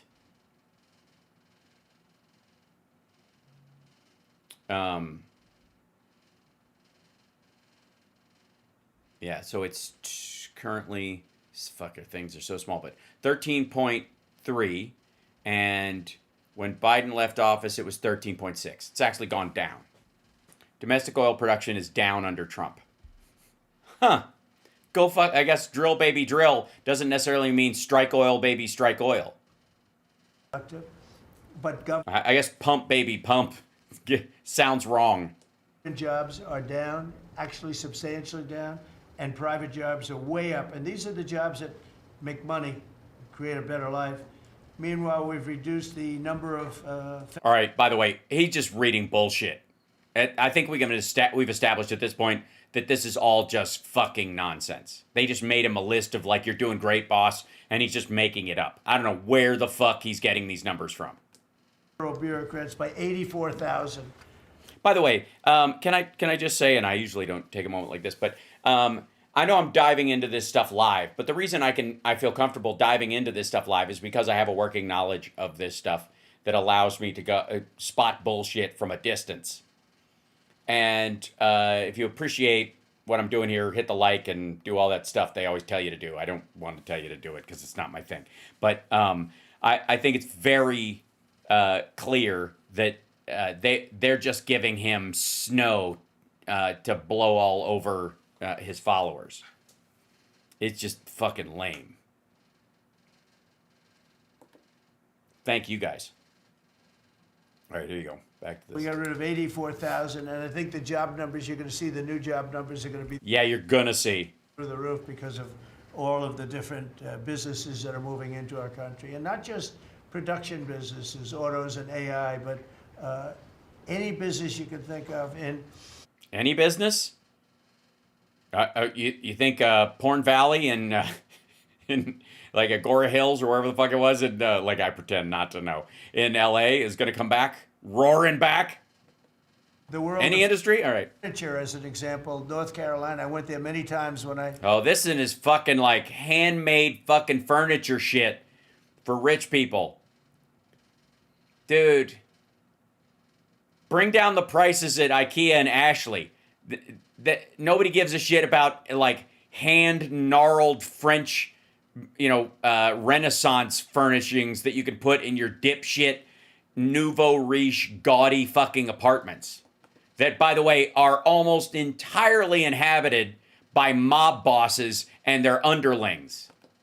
A lot of hotels and things, and I'd go to Carolina. I'd buy the greatest. They were the greatest, most talented people. And then... Cheap. What he means is cheap. Cheap. They would give him the knockoff, like they would copy the fancy shit. China came along and took all of those jobs away. If they would have tariffed them, China wouldn't have taken any of the jobs. But we had presidents that, honestly, and I like some of them, but they didn't know what the hell they were doing from a business standpoint, from running the country. And North Carolina, the most talented woodworkers that you've ever seen. I'd be there and I'd watch them. I'd say, I'd like to have a rail in that chair. Maybe, can you fancy it up a little bit? How about... Yeah, fancy it up a little bit. Wow. Easy, slow down with the techno mumbo jumbo. Sir, and it'd hand me a thing. It was like they were artists. They were unbelievable. And that business was stolen from us by others, not only China, but by others. All of a sudden, you're ordering your furniture from China.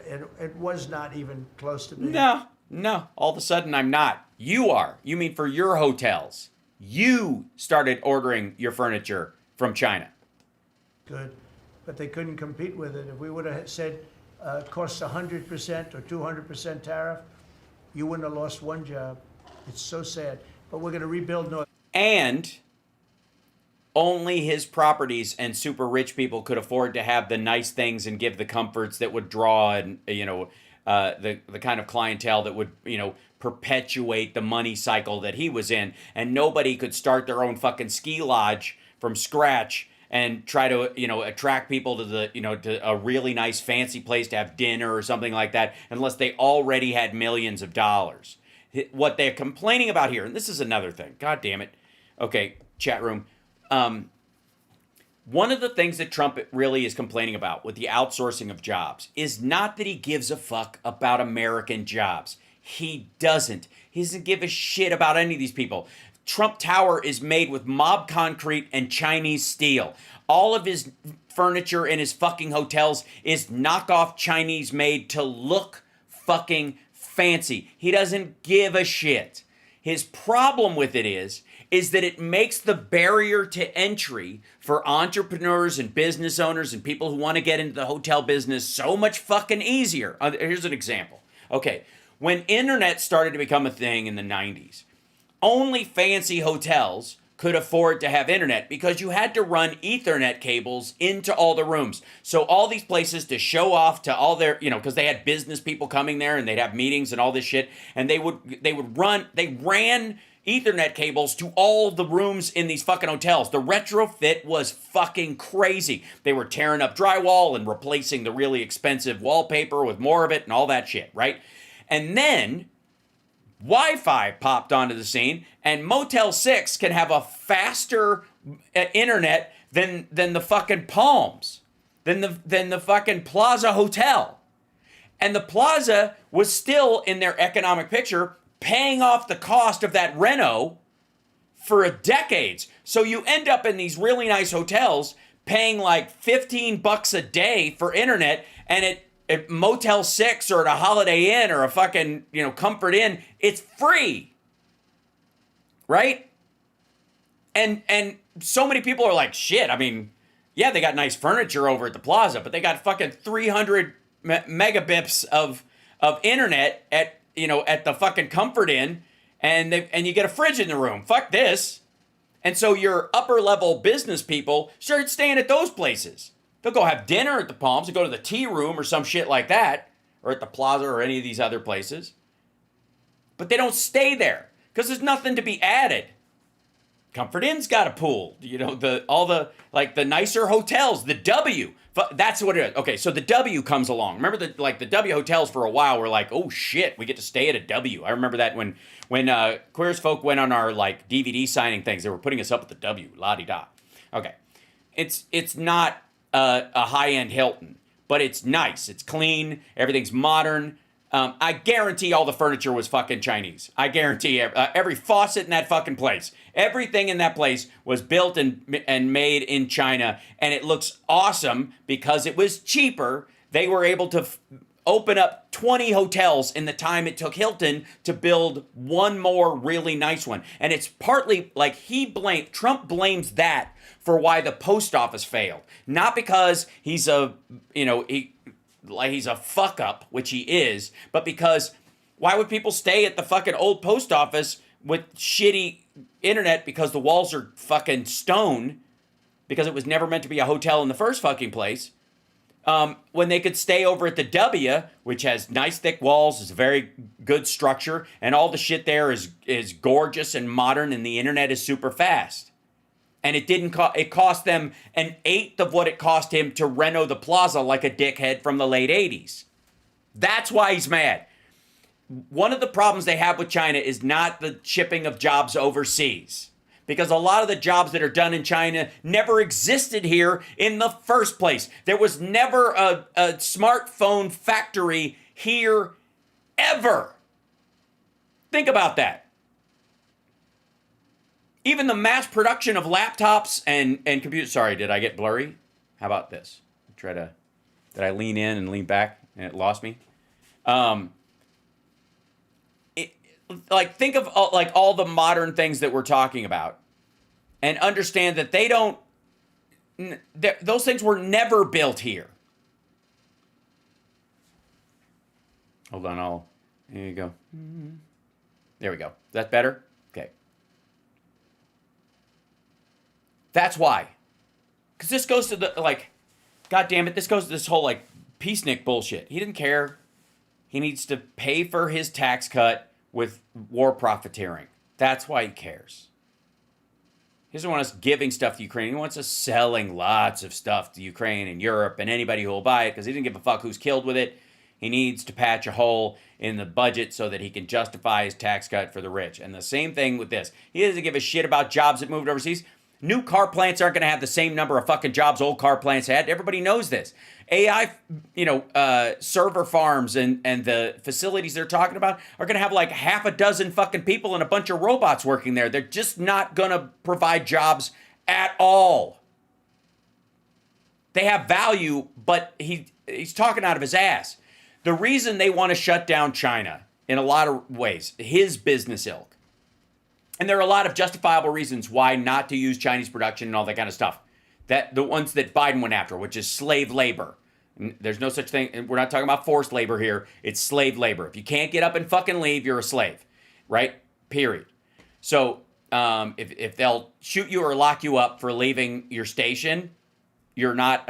That's not forced labor. That's slavery. So that's why, right? That's why you should be against that production. Why he's against it is because it makes the entry level cost for a new business too low.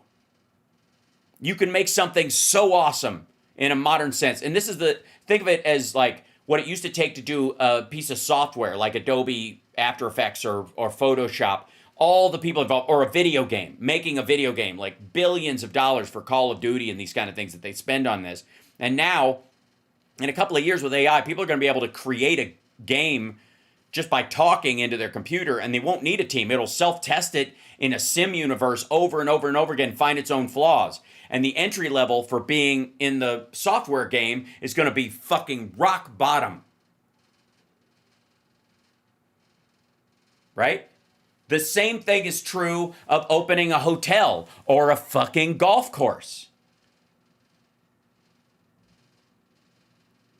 And one of the reasons why, like, he feels safe about golf courses is because the land part of it, like the size of the land and the management of it and the kind of promotion of it as a course worth doing is the expensive part. And that's what keeps people out. It's, you know, the hotel part, the clubhouse is the easy part, just like a ski slope. It's a ski slope with a fucking game on it. That's what it is. The management of it and the sort of seasonal aspect of it makes it a pain in the ass. So you can stiff arm people who want to get into your business. Same thing with casinos. It's one of the reasons why there's a barrier set up where somebody can't just start their own fucking casino in a retail store and then grow it. Because you have to get all the licensing and the bonding, the money you have to already be sitting on, you know, is enormous. So only rich people can start those businesses. That's how he wants it. That's when they think America, you want to talk about make America great again? That's to them how it was. Only robber barons could start stuff. There was no entrepreneurship in the fucking, I take that back. There was only one kind of entrepreneurship back in the robber baron era. You know what it was? The fucking mob. The only upstarts in the business. The only way you could start was to start as a fucking gangster. Right? I mean, everybody shits on the Kennedy family for making their money in bootlegging, but I got news for you. They didn't have a choice. The ladder was cut off in the middle. And they made sure of it. What the fuck do you think elite universities used to be about? Why do you think they're mad at elite universities? Because the brown people and the Asians and the women can get in. That's why they hate, that's why they're mad at these fucking places. It used to be a place where you could narrow the entryway. And now he's mad that everybody gets a shot because fuck America. That's what he means. The promise of America is antithetical to what Trump and his asshole buddies want. I think I went over time. Well, no, I'm okay. I'm all right. I'm good. All right. I just like Carolina furniture. Shut the fuck up. This so much to this that I gotta. And other places, South Carolina too, to a lesser extent, they make furniture. Not at all. He used to buy from a company in North Carolina. It's not like the artisans there are better than the ones in fucking Tennessee or Kentucky, you tit. But furniture, we're going to put a very substantial tariff on. We've already announced it. It'll be done pretty quickly. Yeah, we've already announced it'll be done pretty quickly. What kind of furniture? Handmade furniture? Seriously, what do you mean? What kind of furniture are you talking about? IKEA? And when that happens, everyone's going to start. I just tell you, North Carolina, go out and start getting the grandchildren and the children, start teaching them, because some of those incredible artists that I knew as young people, they're older people now, but they still have the talent and they have time left. But they're going to be teaching their sons and their daughters and their grandchildren. And it's going to be a beautiful thing to see. It's going to happen like magic. It's going to happen without. No, it's not going to happen like magic. Hold on, wait. I got to look up something. This is going to drive me crazy.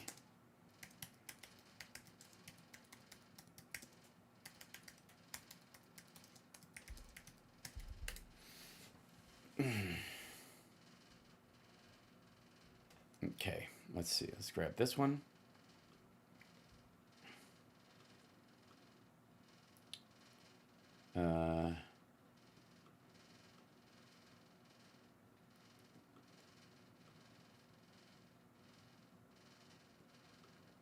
Because I think I know what he's talking about.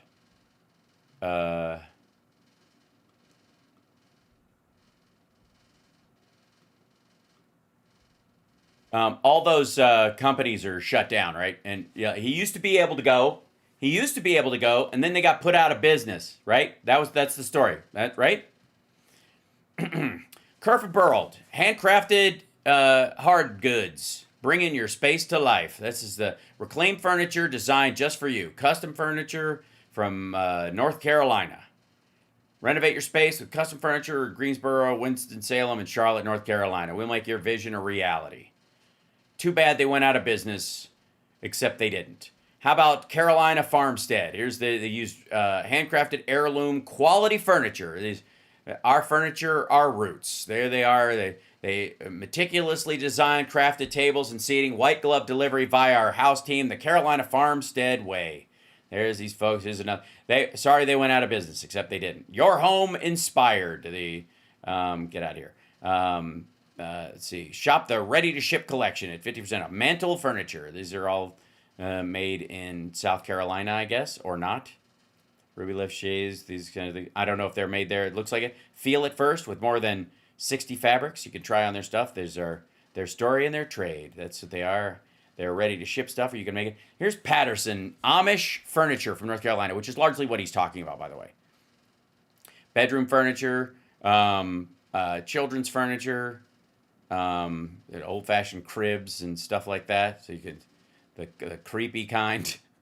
The crib that was used in your favorite horror film, right there, the shaker panel crib. Cling, cling, cling. Cling, cling, cling. Right? Okay. Still made by hand in Amish country in North Carolina. How about this guy? Kincaid, featuring Krypton Performance Fabrics or whatever. These are traditional farmhouse, craftsman, loft, and contemporary furniture. They make all of it. And there is the quality at Kincaid Furniture. Things made they used to be. They may even be made a little better. There you go. This is the kid getting cake shoved in her face. I hope that's cake. Kincaid Heritage. It's been said that for 4 generations, Kincaid Furniture has been built on a philosophy to make wood furniture in its most natural form using solid wood construction. At Kincaid, we do this. We use heirloom quality English dovetailed drawer construction for long-lasting strength. Yeah, too bad they went out of business, except they didn't, and there they are. How about Thayer? You guys get the fucking point.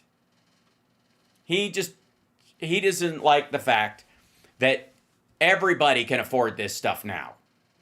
If you get enough money to put together to have a hotel, like a fucking like a Holiday Inn can now afford this quality of furniture. And this used to be the kind of stuff you would only find in high-end, super expensive hotels. And he was part of that grift. And the mob made sure your competitors didn't build another one nearby. And you had the finest of the finest. And you talk about how you had the finest because the finest stuff was too expensive. And anything even close to it looked like a fucking Sears couch. That's why. He's mad that the barrier to entry on business is going lower. And guess what? AI and robotics is going to drop that through the fucking floor. Question. It's not like, gee, I hope it happens. It's going to happen. The results of Ford. It's going to happen. Yeah. Just announced it's going to create 4,000 new jobs, American jobs. Hyundai, 14,000 jobs. General Motors is moving production of the Chevy Blazer and Equinox. The Chevy Blazer. Mexico back to the United States where it belongs. Don't forget, we lost 55% of our auto production over the last 35 years. 55%. We were the auto capital of the world. Or worldwide expansion of vehicles caused a rise in production of vehicles 35% over the same time, and it just didn't grow here because there's not the same capacity and the cost of doing it would be way higher. More people have cars now too, and more cars themselves. Like there was nobody even think about challenging us. We lost 55% of it to Mexico, Canada, China, a lot to China. No, we didn't lose any to China. Other countries. We don't buy Chinese cars. There are no Chinese cars for sale in the United States at all. And it's all coming back. We will be bigger. A couple of years, we'll be bigger than we ever were. We'll be more dominant. We'll be bigger. We make great product, too. We're starting to make really great product. Are we? Really? Like what? What are we starting to make? Well, you got a picture of that? You got a picture of the giant fucking server farm, which will have no one working in it. We're going to be bigger than we ever were. We're going to be at the level that it was when we were the only one that we sold to the world. And we're going to be back. Yeah, because after World War II, everybody's production had been driven to zero. All of the factories that could produce anything worth a goddamn were shifted to making munitions, and then they were destroyed in the war. We were the only country with a massive manufacturing index. Selling to ourselves and other parts of the world. It's not going to be the same, but it's going to be equally as important as it was in the heyday 30 years ago. The heyday was 30 years ago? Sorry, the late 80s, early 90s? That's more than 50% of the automaking capacity. In fact, the auto unions, as you know, the top guy didn't know me, didn't like me, and now he likes me. He says, man, I can't believe what Trump has done. But the auto workers voted for me. They understood better than anybody else. The auto workers, the Teamsters voted for me. Teamsters are... Oh, yeah. Good luck, guys. They all voted for me. No Republican has ever gotten the support of the Teamsters and the auto. Well, they're uniquely qualified, I guess, a lot of them to work tractors when we need farm workers, and the factories are now automated. And now the head of the auto workers have been so amazing. I watch them on television there. They can't even believe what happened. And I told them all what was going to happen. We secured new market access for American agricultural exports all over the world. Our secretary is doing a great job. Thank you, Brooke. And we have negotiated historic trade deals with the United Kingdom, China, Indonesia, Vietnam, the Philippines, Japan, South Korea, who was here yesterday, and the European Union. Foreign nations are now paying hundreds of billions of dollars straight into our treasury. No, they are not. The people buying the things pay the tariffs.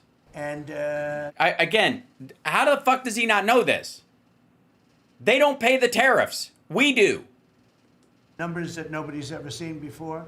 Yes, because they don't exist, because they're absurd. You know, we made trade deals with a lot of countries, and many of those countries, just to be able to sit at the table, are paying us hundreds of billions of dollars. We made Nope. trade deal with the European Union. They were rough on us for a long time. Aw. And now we have a very good deal. We made that with them. Is it really a deal, or is it just kind of like a soft piece of paper agreement that will work it out later so that you nip most of the tariffs in the bud? So they go down from 45 to 15 or some shit. Trillions of dollars is coming into our country. Trillions. Mm-hmm. Far beyond billions, trillions of dollars. Wouldn't you say, Scott? Yes, sir. And in a short period of time, they have to buy $750 billion worth of our energy product. Which they would have bought anyways. Energy is great. We have more than anybody else, so we're using it. But the European Union is a done deal, and Japan is done. And, I heard there was a problem with Sorry, European Union is a done deal? No. Korea, but we met yesterday, and they're done. We didn't do anything. We just kept the same deal. He honored the deal. They wanted to see if, I don't even want to say it, but they wanted to see if they could do something. But they honored the deal, which is nice. And we cut the previous record-setting trade deficit, I hear just came out. We cut it in half already. We haven't even said, we've only been here really for a few months. Yeah, that's because we can't afford to buy the shit. People are just stopping buying things. That doesn't mean people are buying American more. They've just stopped buying the foreign goods. They haven't, it's not being replaced. Shit, that's partly why the stock market keeps going up. Because, you know, it takes you a little while to fix up the Oval Office and do those things. prepare for the battle, right? So we really only been here for a very short period of time, and we cut the trade deficit in half. Is that right? That's fantastic. Huh, hold on. U.S. trade deficit. I heard a lot of I didn't hear a yes, sir. I heard a...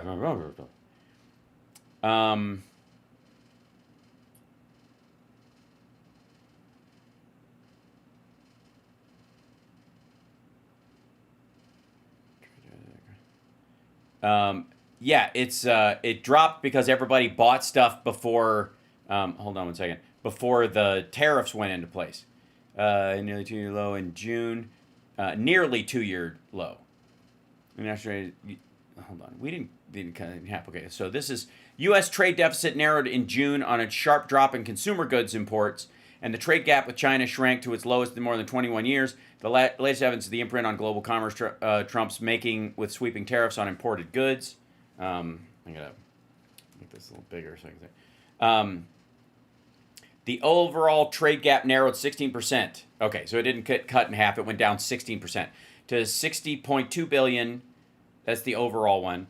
Bureau of Economic Analysts said on Tuesday, days after reporting the goods trade deficit tumbled 10.8%. Hold on, put this up here where I can see it.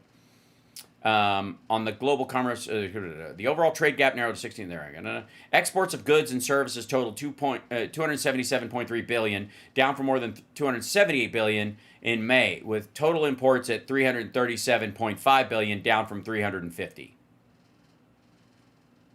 Does 337.5 billion down? Does 350 sound like 50% of 350 billion to anybody? Anybody? Son of a bitch. Okay. I didn't even think we were going to do that. And remember, You these are didn't. things that are being built. These things, all these numbers up here, they're not open yet. When they open, you're going to see things happen in the United States that nobody's ever seen before, including our country in its heyday. No, because the factories, even though the heyday was the late 80s, I guess, when Japan was eating our lunch. Is that what we're going with? I think what he means is in, like, not 30 years ago, like in the 30s is kind of what he means as far as production. Something like that, 30 to 40. Jesus. I had the greatest economy in the history of our country. Not true. My first 4 years, No, Biden beat you on all metrics. despite COVID, which was a very unfortunate situation for the whole world. We did a great job with it. Never got the credit for the. Oh yeah, tell him about whatever. Hold on. Tell him about Operation Fart Steed. Captain's log. We did. Operation Warp Speed, people There say, you is go. one of the greatest achievements ever Captain's in log. politics or in the military. Uh-huh. Tell him about it. How you were gonna like Operation Fart Steed Captain's log. was going to have military trucks in the parking lots of Walmarts injecting people. It was almost a military procedure. But It was almost a military procedure. Captain's log. everybody, including Putin, said that Operation Warp Speed, what you did. Sorry. Captain's log. Every time he says Operation Fart Steed, we got to do That nobody can believe it. And we did a great job, but it was a horrible pall over our country. We had a very dark cloud over the world. That was a very, very bad thing that came out of. You mean the plandemic? The thing that was both a bioweapon created in a lab to destroy America by the deep state and the Chinese and maybe the Ashkenazi Jews, but also was fake? Oh, hello there. Uh-huh. Wuhan, which I said it came out of Wuhan. That's where it came from. And China suffered greatly, but everybody did. But we did a good job with that, as good as you could possibly do, and we came back and Nope, not even close. we're strong. How do you do a great job with a hoax? Still working that one out. Ever before. If I didn't win this election, this country was gone. I'm telling you, economically it was gone. None Oh, yeah. Brilliant. Yeah. He's a genius, see? All right. of the things that we're talking about would have happened. The whole world was robbing us blind. Friend and foe. They were stealing our jobs, our money, our factories. They were stealing everything. We would have been a shell. We would have been a bankrupt, broken shell. Well, I'm sorry. What have you done to fix the whole bankrupt part of it? Also, broken. The GDP of the United States has tripled in the last 20 years. And that's the way it is, but we're doing just the opposite. And that's the way it is. Oh, hello there. All right. Longer than we've ever been. Last month, in a landmark achievement, I also proudly signed the largest working class tax cuts in American history. So the bill that Also, he does not consider people who sweat at work to be working class. You guys don't really work. You labor. That's not work. You know what I mean? I mean, let's be honest. Work is actually you get somewhere, not that you stand at a job and do something. right? I'm not going to use the term great, big, beautiful. That was good for getting it approved, but it's not good for. It's not good for the fucking polling because everybody hates it. Explaining to people what it's all about. Yeah. It's a massive tax cut for the middle class. It's a massive tax cut for jobs. No, it isn't. It's a massive cost increase for the middle class. And it's, I mean, think of it, no tax on tips, no tax Not true. on Social Security. So seniors, I don't know how you can vote for anybody else. And, you know, just think of that, and no tax on overtime. So you work overtime, you don't have to pay tax on overtime. Yeah. So again, this is just a way to shove it to workers. Like, well, since you don't pay tax on overtime, I could just hire somebody else. That's good. The Democrats don't know what they're going to do. So they Or stop hiring because you could just make somebody work longer because they'll want the overtime, so it will eliminate some jobs. You may have had to, to even out the costs. Yeah. like this soundbite. You know, they have all these sound bites. They do. They have all these sound bites. I'm trying to think. I don't know. Has Trump ever had any sound bites? Action replays in magnified fortune. You know what I mean? Heard that Saudi Arabia and Russia will repeat your. Does he have any? He's never had any sound Our bites. army manned the airport. It ran the ramparts. It took over the airports. It did everything it had to do. Free health care for illegal. Look, for Iowa values. I don't read, obviously. Clearly. De-engineering. Mm-hmm. He meant explosive in terms of fire. Is there? I mean, I can't. I'm off the top of my head. I can't think of To any. me, Corona means Italy. The. Big bags of soup, and they lay it on the ground, and the anarchists take it, and they start throwing it at our cops, at our police. Yeah. I think the goat. The two big ones. Michigan gave us Motang. And We're honored to have with us today our amazing Vice President, Mike Pence, and his wonderful wife, Carrot.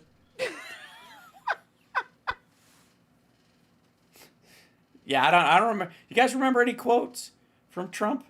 Has he ever had any sound bites? And when you say per capita, there's many per capitas. It's like per capita relative to what? Yeah, I wish he would do more because. A lot of very bad things are happening in Nicaragua. All right. Send it out. I don't know. Some guy sends out a word, and everybody uses it, including the fake news. Some of you are here right now. I'm looking at you. And it's death. They use the word death. No, it's actually life. It's almost like a newborn life. It's not. What the fuck? Hold on. What? Who's saying death? What are you talking about? You can tell when he puts his hands together. It's like, you're not going to be able to understand this because I don't understand what I'm about to say. Like this soundbite. They have all these Okay, yeah. bites. They Yeah. send it out. I don't know. Some guy sends out a word, and everybody uses it, including Yeah, they use that word. Somebody in Word Central. fake news. Some of you are here right now. I'm looking at you. And it's death. They use the word death.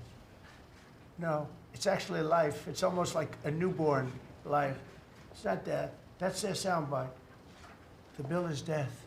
It's not, we strengthen Social Security. Okay, the bill is death.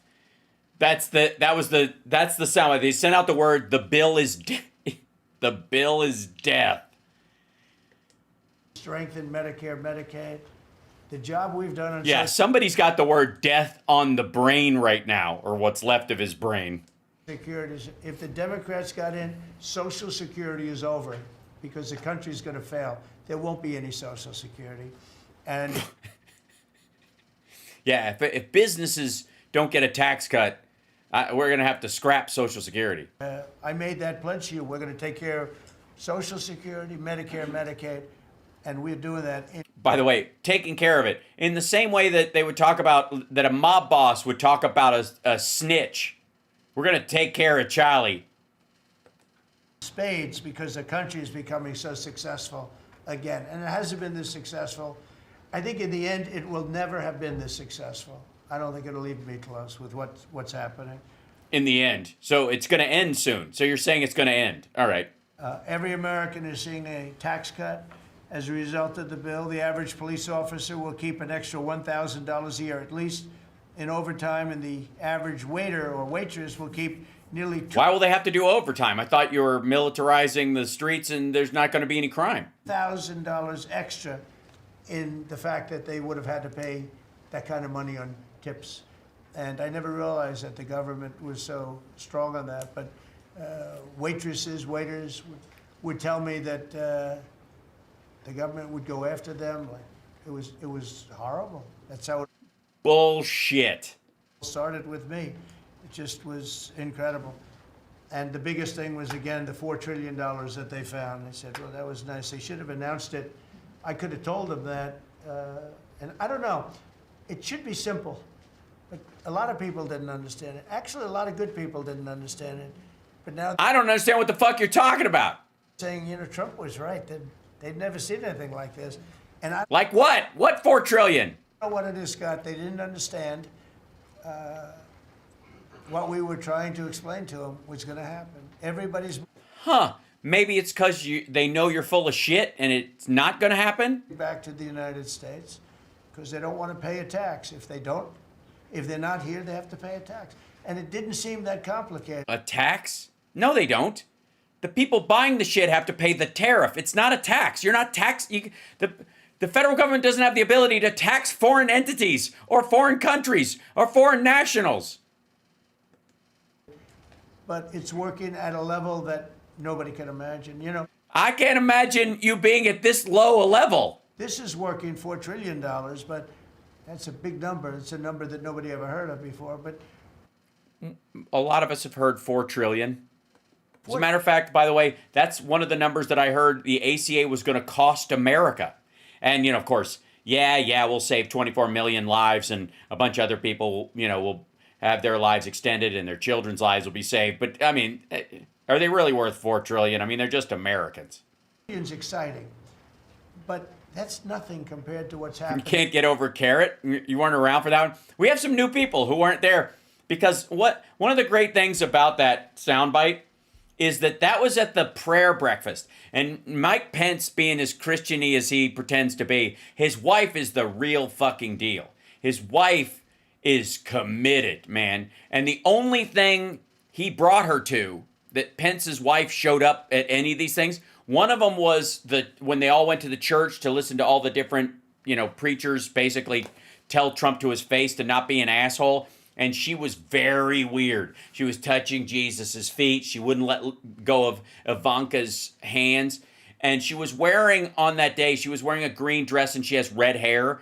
And so Trump couldn't get carrot out of his fucking head. And when he went up there and he announces her at the only thing she gives a shit about. We're honored to have with us today our amazing Vice President, Mike Pence, and his wonderful wife, Carrot. That's fucking amazing. That's so amazing. It's just fucking brutal. Because it's, again, Pence brought her to that day just so that she could be at one. She didn't want to go to any other shit. She couldn't stand Trump. She finds him to be a scumbag. And he's announcing her at the only event she gives a fuck about, the National Prayer Breakfast. And he calls her fucking Carrot. And then, of course, Michigan gave us Motang. was right behind it. So, yeah. Because these places haven't even opened. That's not a woman laughing. Some That's of me them laughing the haven't even first time. started. That's me laughing the first time I heard it. That's still on the clip. Hiring yet. They're under construction. So it's construction jobs, but it's not the big number, and the big numbers, when they open, they're going to be very successful. It's a revolution. We're also working on things to ensure that the awesome power of artificial intelligence is used to benefit all Americans, including American workers and also American children. In that spirit, our wonderful First Lady has just announced a presidential AI challenge. It's going to be... Oh, God.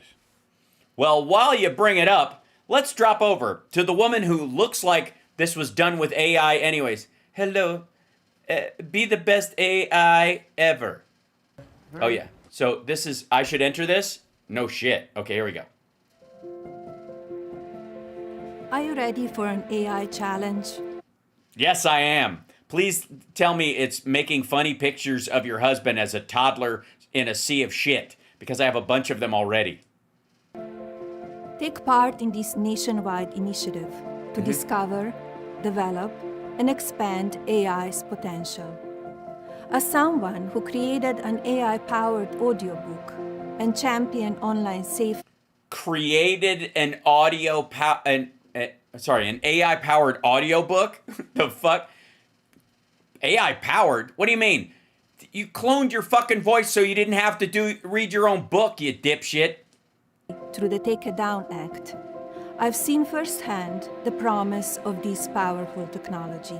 Yeah, the technology. Now, I Yes. pass the torch of innovation Hey. to you. Oh, thank you. Oh, great innovator. Oh, powerful queen of innovation. Just as America once led the world into the skies, we are poised to lead again. This time Into not disguise. in the age of What disguise were we wearing? Sorry. Is this an Eyes Wide Shut party? My invitation must have gotten lost in the mail. AI. The President's National Artificial Intelligence Challenge invites every student in America, from kindergarten to 12th grade, to unleash their imagination and showcase the spirit of American innovation. The award will go to the richest kid who uses AI to do all of his homework. Definitely not hers. So girls, sit down. The future for you is very Handmaid's Tale. But the boy who can learn to get a doctorate using AI and never have to go to school will be wonderful. Wonderful, wonderful. Our educators will guide and empower you through this process to build a brighter, stronger future for us. What the fuck are you talking about, lady? Visit ai.gov to register today. What the fuck what is it about? Hold on. AI.gov. Here we go. Visiting the thing. The presidencing. AI is the pilot. Okay. Artificial intelligence can be harnessed. The President AI seeks to inspire young people and educators to create AI-based innovative solutions to community challenges while fostering community challenges. What kind of commie BLM bullshit is this? Community-based innovative solutions. Gay. Like, clearly, you guys give a shit. Get the fuck out of here. Educators of all backgrounds and expertise are encouraged to participate and ignite a new spirit of innovation. We celebrate 250 years of independence. The Presidential AI Chair will foster interest and expertise in AI technology in America's youth. Early training in the responsible use of AI tools will demystify this technology and prepare American students. Student participants will complete a project that involves the study, development, or use of an AI method or tool to address community challenges, while educators will focus on the creative approaches to teaching or using AI technologies. Teacher, I have an idea. I'm going to use AI to create a program that automatically registers everyone to vote. Get the fuck out of my classroom.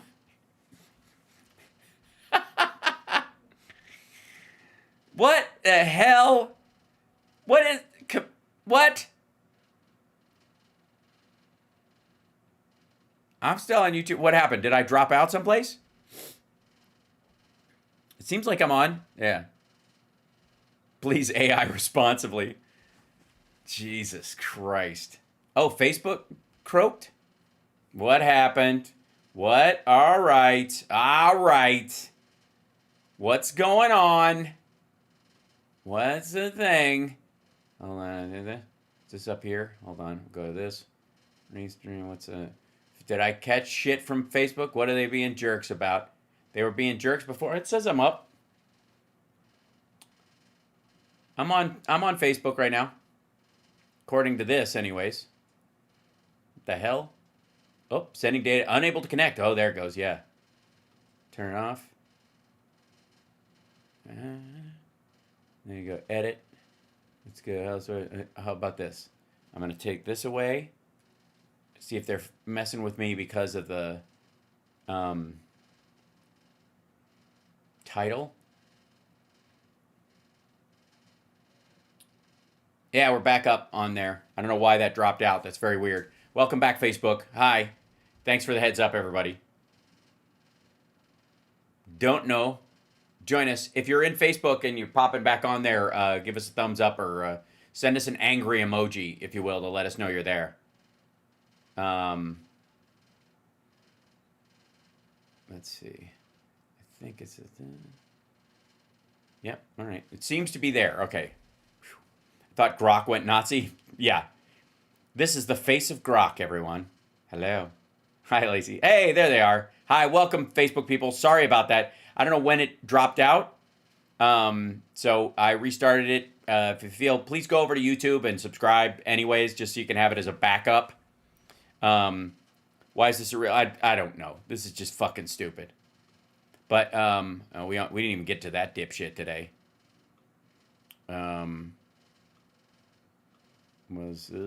We skipped over so much stuff looking at this dipshit.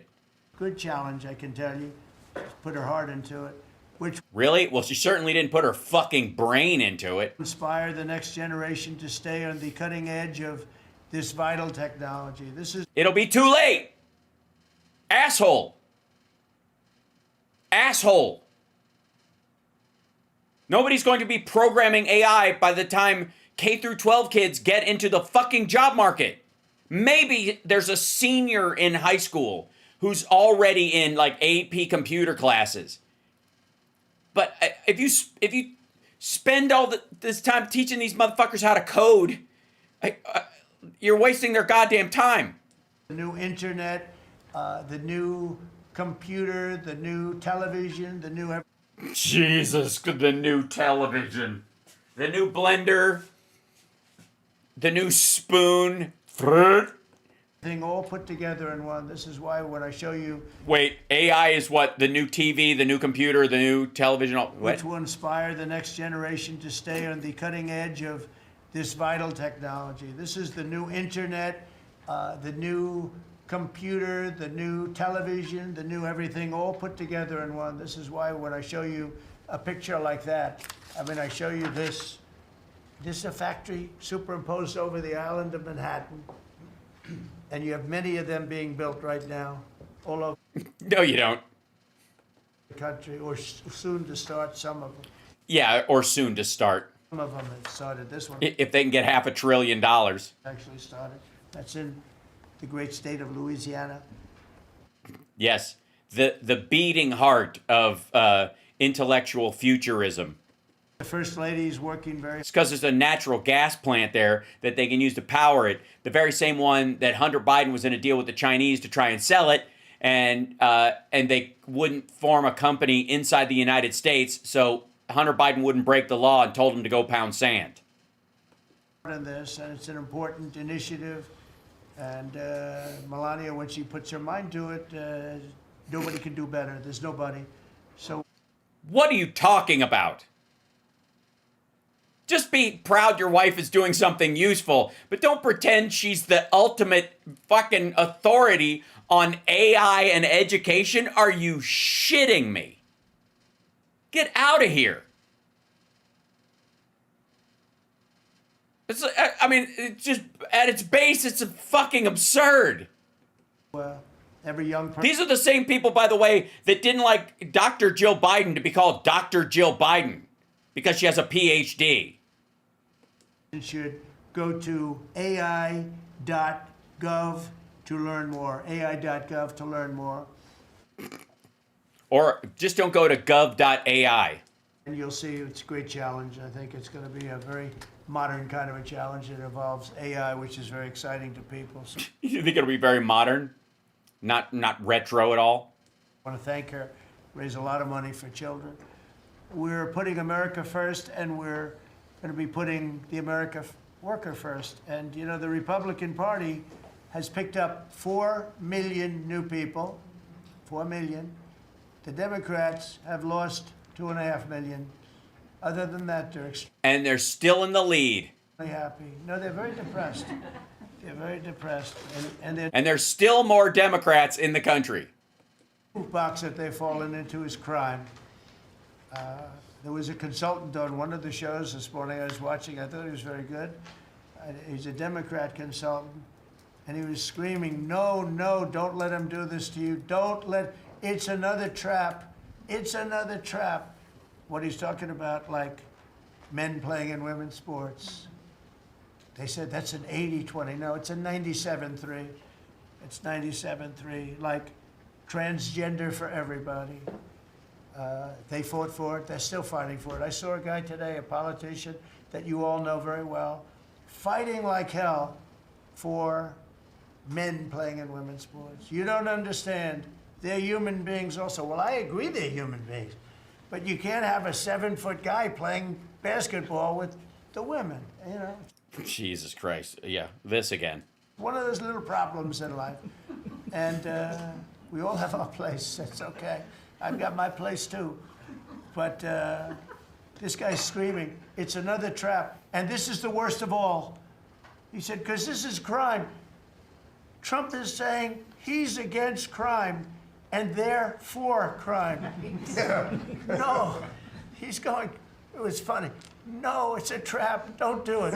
And then I saw this poor, stupid Chuck Schumer, the guy. He looks like he's aged 100 years. By the way, this is part of his fixation. I don't like getting into looks. You know, looks don't mean anything, right? When you're in politics, looks don't matter. I look at Pam, I would never say she's beautiful because that'd be the end of my political career. Glory, secretary, but It's Brooke Rollins, by the way. He can't remember her name. I'll tell you, this is the best of all, and they're going to fight me. Like this slob of a governor you have in Illinois. This poor guy got thrown out of his business by his family. I know the family. I was partners with the family. Nice family. I like the family, but he was no good. They threw him out. He's governor of Illinois, and he goes about Trump. We don't need his help. Chicago is the worst. These places are really bad. Crime in D.C. was the worst it ever was. You know, they Not even close to true. make up stories. Crime in D.C. was the worst ever in history. Nope. Now, over the last 13 days, we've worked so hard, and we've taken so many, there are many left, but we've taken so many criminals, over 1,000. I watched a man from Maryland who Westmore. said to me, sir, you're the greatest president. You're doing an unbelievable job. What a great job. Governor Moore, has anyone heard of him? Mm-hmm. He's another hopeful for president. I don't think so. But I met him, and I didn't realize it was on camera. Did you see they caught him on camera? I was at a game, I don't know, like the Army-Navy game or something. And I met him in a hallway. And as usual, you do your job very well. One of these great cameramen had it on tape. But I met this gentleman. I never met him before. Sir, you're doing a great job. You're doing an unbelievable job. Thank you very much. But then he goes on television and says, oh, Trump is a dictator. He's a dictator. And a lot of people... Also, let me guess, there was a change in your behavior that crossed the line for him, or you're full of shit? So the line is that I'm a dictator, but I stop crime. So a lot of people say, you know, if that's the case, I'd rather have a dictator. But I'm not a dictator. I just know how to stop crime. And you would think that Illinois, where they have such a problem with crime, such a bad governor, he should be calling me, and he should be saying, fuck you. Click. could you send over the troops, please? It's out of control. Yeah, but it's not. And troops won't do it, and it's illegal. Out of control. In New York, it's... Does anybody, by the way, I'm sorry, CSL, do we actually have, do we know of that footage that he's talking about of Westmore saying this at all? Can't we try? Yes. Yeah, I know I'm late, but do we know, have we seen that anywhere? Every day I'm, yeah, tinkering. Thanks, CSL, for the Cat Williams gif. Control. Not as bad as Illinois, by the way. Not even close. In California, you would have not had the Olympics had I not sent in the troops. We sent in the National Guard. They did a fantastic job. We have the Olympics. We have the World Cup coming. I got them in my first term. We've heard this story before. Because I said, oh, boy, I got them, and I won't be president. And little things happen. Thank you, God. Thank you. Little things happen. Think of it. You could ask Johnny. Johnny would tell. We got him. It's America, dummy, not you. Yeah, he's the head of World Cup. He's a great guy, too, great commissioner. But he's the head of the World Cup. He said Trump is the only reason we're doing this. And the sad part is that that most of the people who like soccer won't be able to come into the country. To have it, I would have to be, probably I wouldn't have even been invited to the game, depending on who's president, right? And I got that. I did You could watch it from the prison yard. not get 250, okay? The 250th anniversary, I did not get. I'd like to claim it, if I might, but I did get that. That was, whether I was president or not, it was still 250. I'd like to take credit for it. What I will take credit for is we're going to have a better celebration under Trump than you would have had under some stuff. That I'll take care of. We're going to have a safer place. Yeah, Nugent's already booked. Christie, because of you and Tom Homan and everybody, right? But, so we have 250 coming up. We have the World Cup coming up, which is like having 45 Super Bowls. And we have the Olympics coming up. So we're going to have a very exciting 3.5 years remaining. We're going to have a very exciting, it's going to be done properly. So I just want to tell you, our country's in incredible shape. Our military is strong and powerful and respected. And for sale. We had some fantastic decisions from the Supreme Court that let us put the people into the military and other businesses that are best for the job, as opposed to some woke reason that was killing our country. That was a very strong, very powerful. You can now go into a company based on your ability, as opposed to being forced in based on some factor that cannot make our country great. That was a big decision, very, very big decision. And we've had a lot of great decisions, and we've all made some great decisions sitting around this table. I want to thank Scott. Unbelievable what's happening financially with you and Howard. And Vice President's involved in everything, and he's been great. And Marco has been, really, I think you're born for this job. I don't think you should ever run for another office. I don't think you should, really. You're so good at this. He is so good. And He's serious, like, don't run against JD. It'll cause too many problems, and you'll win. And then we'll still lose. Everybody likes him, but everybody much. Okay, so this is faux flashback Will Kane. This is when Westmore excitedly greeted him, is the theory. This is what they're talking about. This, a bit of he said, she said brewing between President Trump and Maryland Democrat Governor Westmore. I met him at the Army-Navy game. They said, there in the Oval Office. Maryland, sir. Welcome back to Maryland. It's good to see you. in person, too. Thank you, sir. Great to see you. Great to see you. And great to have you back here. Thank you, sir. Thank you. Thank you. Well, we were very, very anxious to be able to work closely with you, and I know the Key Bridge is something that we're specifically. It's going well. I mean, we spoke with Speaker Johnson yesterday, and Speaker Johnson says he believes that we're close to the 100% cost share. And the thing is, I told him when we get that 100% cost share done, we are going to be able to go over the Key Bridge under your watch, because I will have it done in 28, on time and on budget. We'll help you out. Thank you, sir. We didn't hear their greatest presidents ever, but we did hear a lot of enthusiasm and so. Yeah, you didn't hear it at all, asshole. Sounds like a dude knowing that he's got to grease him, but he didn't compliment him at all. It sounded like he complimented Speaker Johnson more. Should we listen to that again? President, welcome back to Maryland, sir. Welcome back to. Welcome back to Maryland. Welcome back. Okay. It's good to see you. in person, too. Thank you, sir. Great to see you. Great to see you. And great to have you back here. Thank you, sir. Thank you. Thank you. Well, we were very, very anxious to be able to work closely with you, and I know the Key Bridge is something that we're specifically. It's going well. I mean, we spoke with Speaker Johnson yesterday, and Speaker Johnson says he believes that we're close to the 100% cost share. And the thing is, I told him when we get that 100% cost share done, we are going to be able to go over the Key Bridge under your watch, because I will have it done in 28, on time and on budget. We'll help you out. Thank you, sir. We didn't hear their greatest presidents ever. No, you didn't. No, it sounds like yet another governor who knows that when you're dealing with an egomaniac, you have to apply his ego, or this dumb motherfucker will cut your funding. He is so good, and Hold on, sorry. What does Trump say he said? born for this job. I don't think you should ever run for another office. I don't think you should, really.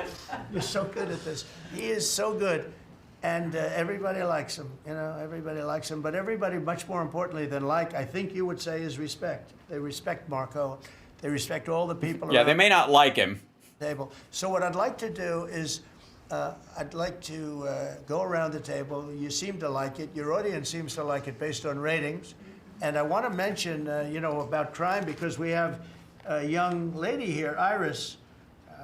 Wait, where did he? Did I skip that part? What happened? Hold on. President's involved in everything, and he's been great. And Marco has been, really, I think you're born for this job. I don't think you should ever run for another office. Was it after that? Seem to like it. Your audience seems. And would you like to mention what happened? Of course. So first of all, thank you, Mr. You President. Oh, this is the lady that got listen? mugged in D.C. So he does anecdotal crime things. Another Very, very big. very In fact, Lake and Riley thing. Woke reason that was killing our country. That was a is strong and powerful and respected. We had some fantastic decisions from the Supreme Court that let us put the people into the military and other businesses that are best for the job, as opposed to some woke reason that was killing our country. That was a very World Cup coming up, which is like having 45 Super Bowls. And we have the Olympics coming up. Yeah, fuck you, football fans. So we're going to have a very exciting 3.5 years remaining. We're going to have a very exciting. It's going to be done. It's going to be done properly. So, I just want to tell you, our country It's going to be done probably. You mean proudly? is in incredible shape. Our military is strong and powerful and respected. We had some fantastic decisions from the Supreme Court. I guess it was way back earlier than this. I don't want to go back through all of it. That led us very, very big decision. And we've had a lot of great decisions, and we've all made some great decisions sitting around this table. I want to thank Scott. Unbelievable what's happening financially with you and how. You're right. It's not believable. And Vice President's involved in everything, and he's been great. And Marco has been, really, I think you're born for this. Yeah. City. And then they go. So they talked. This woman was pissed. There's a woman from Epic Times who was pistol whipped in a robbery. So they brought her in like 3 years ago, and she, you know, a guy held her at gunpoint, and she wouldn't give up her purse, and so the guy hit her in the face with the butt of his gun and then ran away. And so he's her example of, you know, how bad DC has gotten. You were very savagely mugged in the city. She was very savagely mugged. I'm not going to let that happen. It happens. We don't let it happen because people go to jail, but This administration. That was last year. And 2 years ago. would you like to mention what happened? Of course. So first of all, thank you, Mr. President. You want to listen to this? For having me. Yeah, listen to this lady, okay? Here's an anecdotal story about a woman in a big city who got mugged. Share my story to the room and to the broader public. My name is Iris, I'm a White House correspondent for NTV, the sister media of the Epoch Times. So more than 2 years ago, it was a Saturday morning in broad daylight. I was on my way to work, and a young man with a black ski mask pointed a gun in my face and threatened me to hand over my phone, my wallet, And that young man now works for Doge. my laptop, and Why didn't he bring in big balls? Because he's embarrassed by him, and whenever the kid talks, people want to kick his ass. everything else. And when I refused, he used the butt of his handgun to strike me across the face, in the cheek, or what some people call pistol whip me, before running away. And that has deeply traumatized myself and my family. Ever since, I've never dared to walk in the street of DC at night, ever. And my You said it happened in broad daylight. family was extremely worried. So, Mr. President, thank you so much for what you're doing right Thank you, now. Iris, for being honest. Such incidents involve not just me me, but also my family. Yeah, at 3 a.m. in a black neighborhood in D.C. It wasn't. She said it was in broad daylight. Now she's afraid to walk around at night. If he had shot me, I could have died right there in the middle That's true. If he had shot her, if that was a real gun, of nowhere without my families or my friends knowing at the age of back then, I think 23. Right. Just starting my career here in D.C. without even starting a family. But now I'm very blessed to have this opportunity. So you had a gun pointed at your head, and you probably figured that he's going to pull the trigger because these are animals that don't know what the hell they couldn't care less. right? You figure this guy's an animal in front of me with a loaded gun, so I won't give him my purse because the stuff in it is more important than my life. Because I'm dealing with an animal. The trigger to him is a very minor event, and I'm sure he's done it before. So how did you? And you did refuse to give it, which would probably, maybe somebody would say that was not the right decision, right? But you refused, but I understand that. And then he hit you real hard. Yes. It's really amazing that you weren't shot, though, isn't it? Yes. Well, we wanted to bring in, Mr. President, we wanted to bring in someone who was shot dead to testify, but... I'm very blessed, and that's why having this opportunity to stand here to share my story today. One, I'm very grateful for God for allowing me to still survive to this day, but also to Mr. President. Thank you for now making D.C. safer. Thank you very much. For us, for our families, for my parents, on my behalf of my parents, and now my baby on the way. Thank you so much.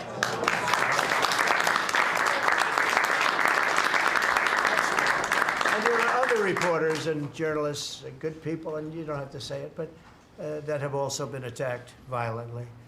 Yeah, some of them have been murdered, and they're standing here with us today. Not violently, too, pretty badly.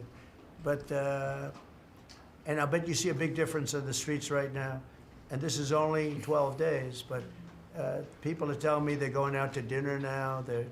Yeah, we've heard this. His rich asshole friend. By the way, I've been out to dinner with my girlfriend Summer in D.C. several times in the last couple of years. Like you know how Summer and I like to go to like Disneyland or Disney World for her birthday. I like to go to D.C. or Chicago. These are if I want to travel someplace for my birthday, and I just take my son and I want to go to Chicago, or if he's got school and it's that day of the week or whatever, she and I will go to D.C. because I like going to D.C. in spite of this asshole. And we go to dinner and walk around all the time. Like almost any time of the day or night. It's just bullshit. This is some bullshit. It's so aggravating. We see through it. Ugh. I told the story of my friend, but I have a lot of friends that are going out to dinner all the time now in D.C. Just nonsense. They weren't doing it 12 days ago. They would never even think. One of my friends went out 5 times. It was 4 times the last time I told. Now it's 5 times. He said, I love going out to dinner, and restaurants are starting to open again. A lot of them closed because, Nonsense. Nobody wanted to go into a restaurant. No, COVID shut a bunch of places down, and over the last few years, they've started to open up, and some start up and fail, some take over other sites and fail, and that's how the restaurant business always is. This is so stupid. Nobody wanted to get to a restaurant or even sit in the restaurant. But you see a big difference now, don't you? I do pass by Union Station every day on my way home, and I do feel a lot safer seeing the trucks right outside, seeing the National Guard troops members right outside. It just make me feel like I'm hopeful about these kids, and one day hopefully. Yeah, let's be clear. What she's talking about is not safety. What she's talking about is the illusion of safety. She feels safer because there's military people and trucks there or whatever. She was never in danger. She felt like she was because Democrats, because crime, because black people. Because she was told by this dickhead and his friends you see those people on the street, you should be afraid of them, right? That's what that's about. It's like, it might as well be talking about what it was like to see Italians in New York in the fucking 50s and 60s walking down the street, right? Young, like fucking Danny Zuko and a bunch of dudes walking around with chains and leather jackets. This is so fucking stupid. I gotta go. I went way over, and I don't want to make the edit load any heavier on CSL because God knows we have enough stuff to carve up. But I appreciate you guys, and I will see you guys tomorrow in the morning. What's our Andrea, real quick, what's our guest situation tomorrow, just to clarify? Phil will be with us, I'm assuming, in the morning, because we didn't get to have him on Saturday because he was under the weather. I hope he's feeling better and can join us for the show tomorrow. And then I'm trying to we got to get Bob Seska back on. I told Jody this morning when I was on Steph's show to get him, to come back on the show, because I have a bunch of nerdy shit to talk about with him.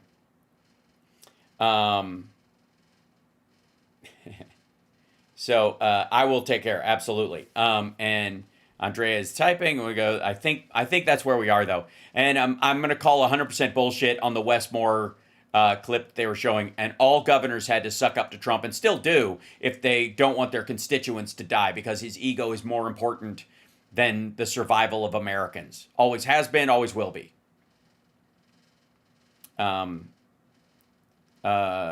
Major's campaigning and have heard from Phil. Okay, we'll check back in with Phil and see what we can do. So no guests tomorrow, so it might just be just the two of us. That's okay. That's okay. I got a lot to give you. So, all right.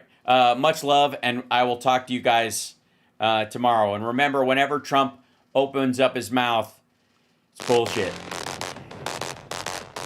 It's bullshit. Take care of yourself. Take care of somebody else. Hit that like, share the show. Patreon.com/HAL SPARKS, and there'll be a show at Flappers this Friday. If you're in the general area, come on down. Come on down. The screen glows bright with a crooked smile.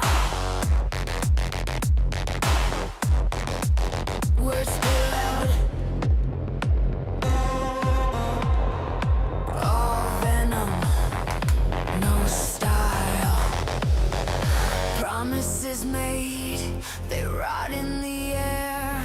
A handshake, a lie, a blank, cold stare. Bullshit!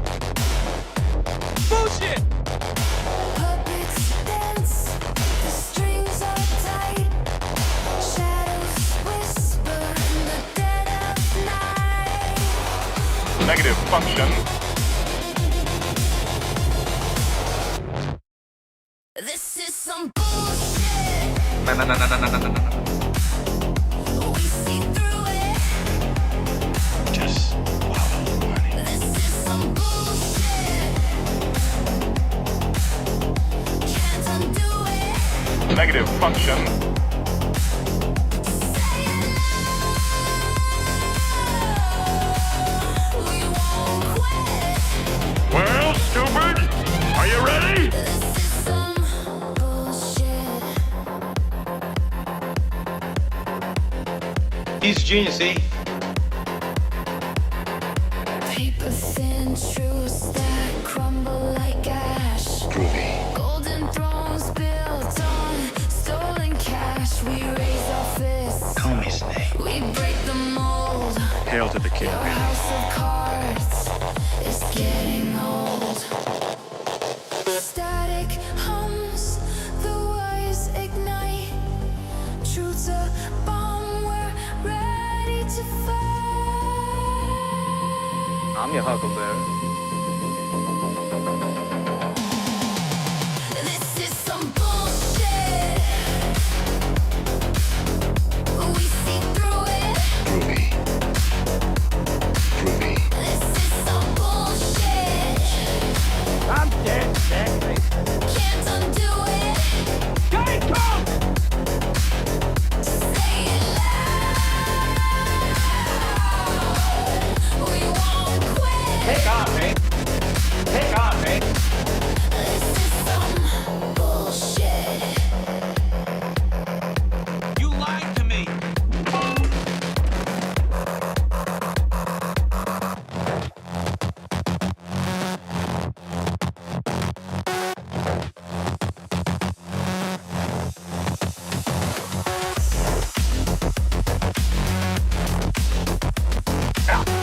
You using the whole fist, Doc? Man, I'm tired of being right.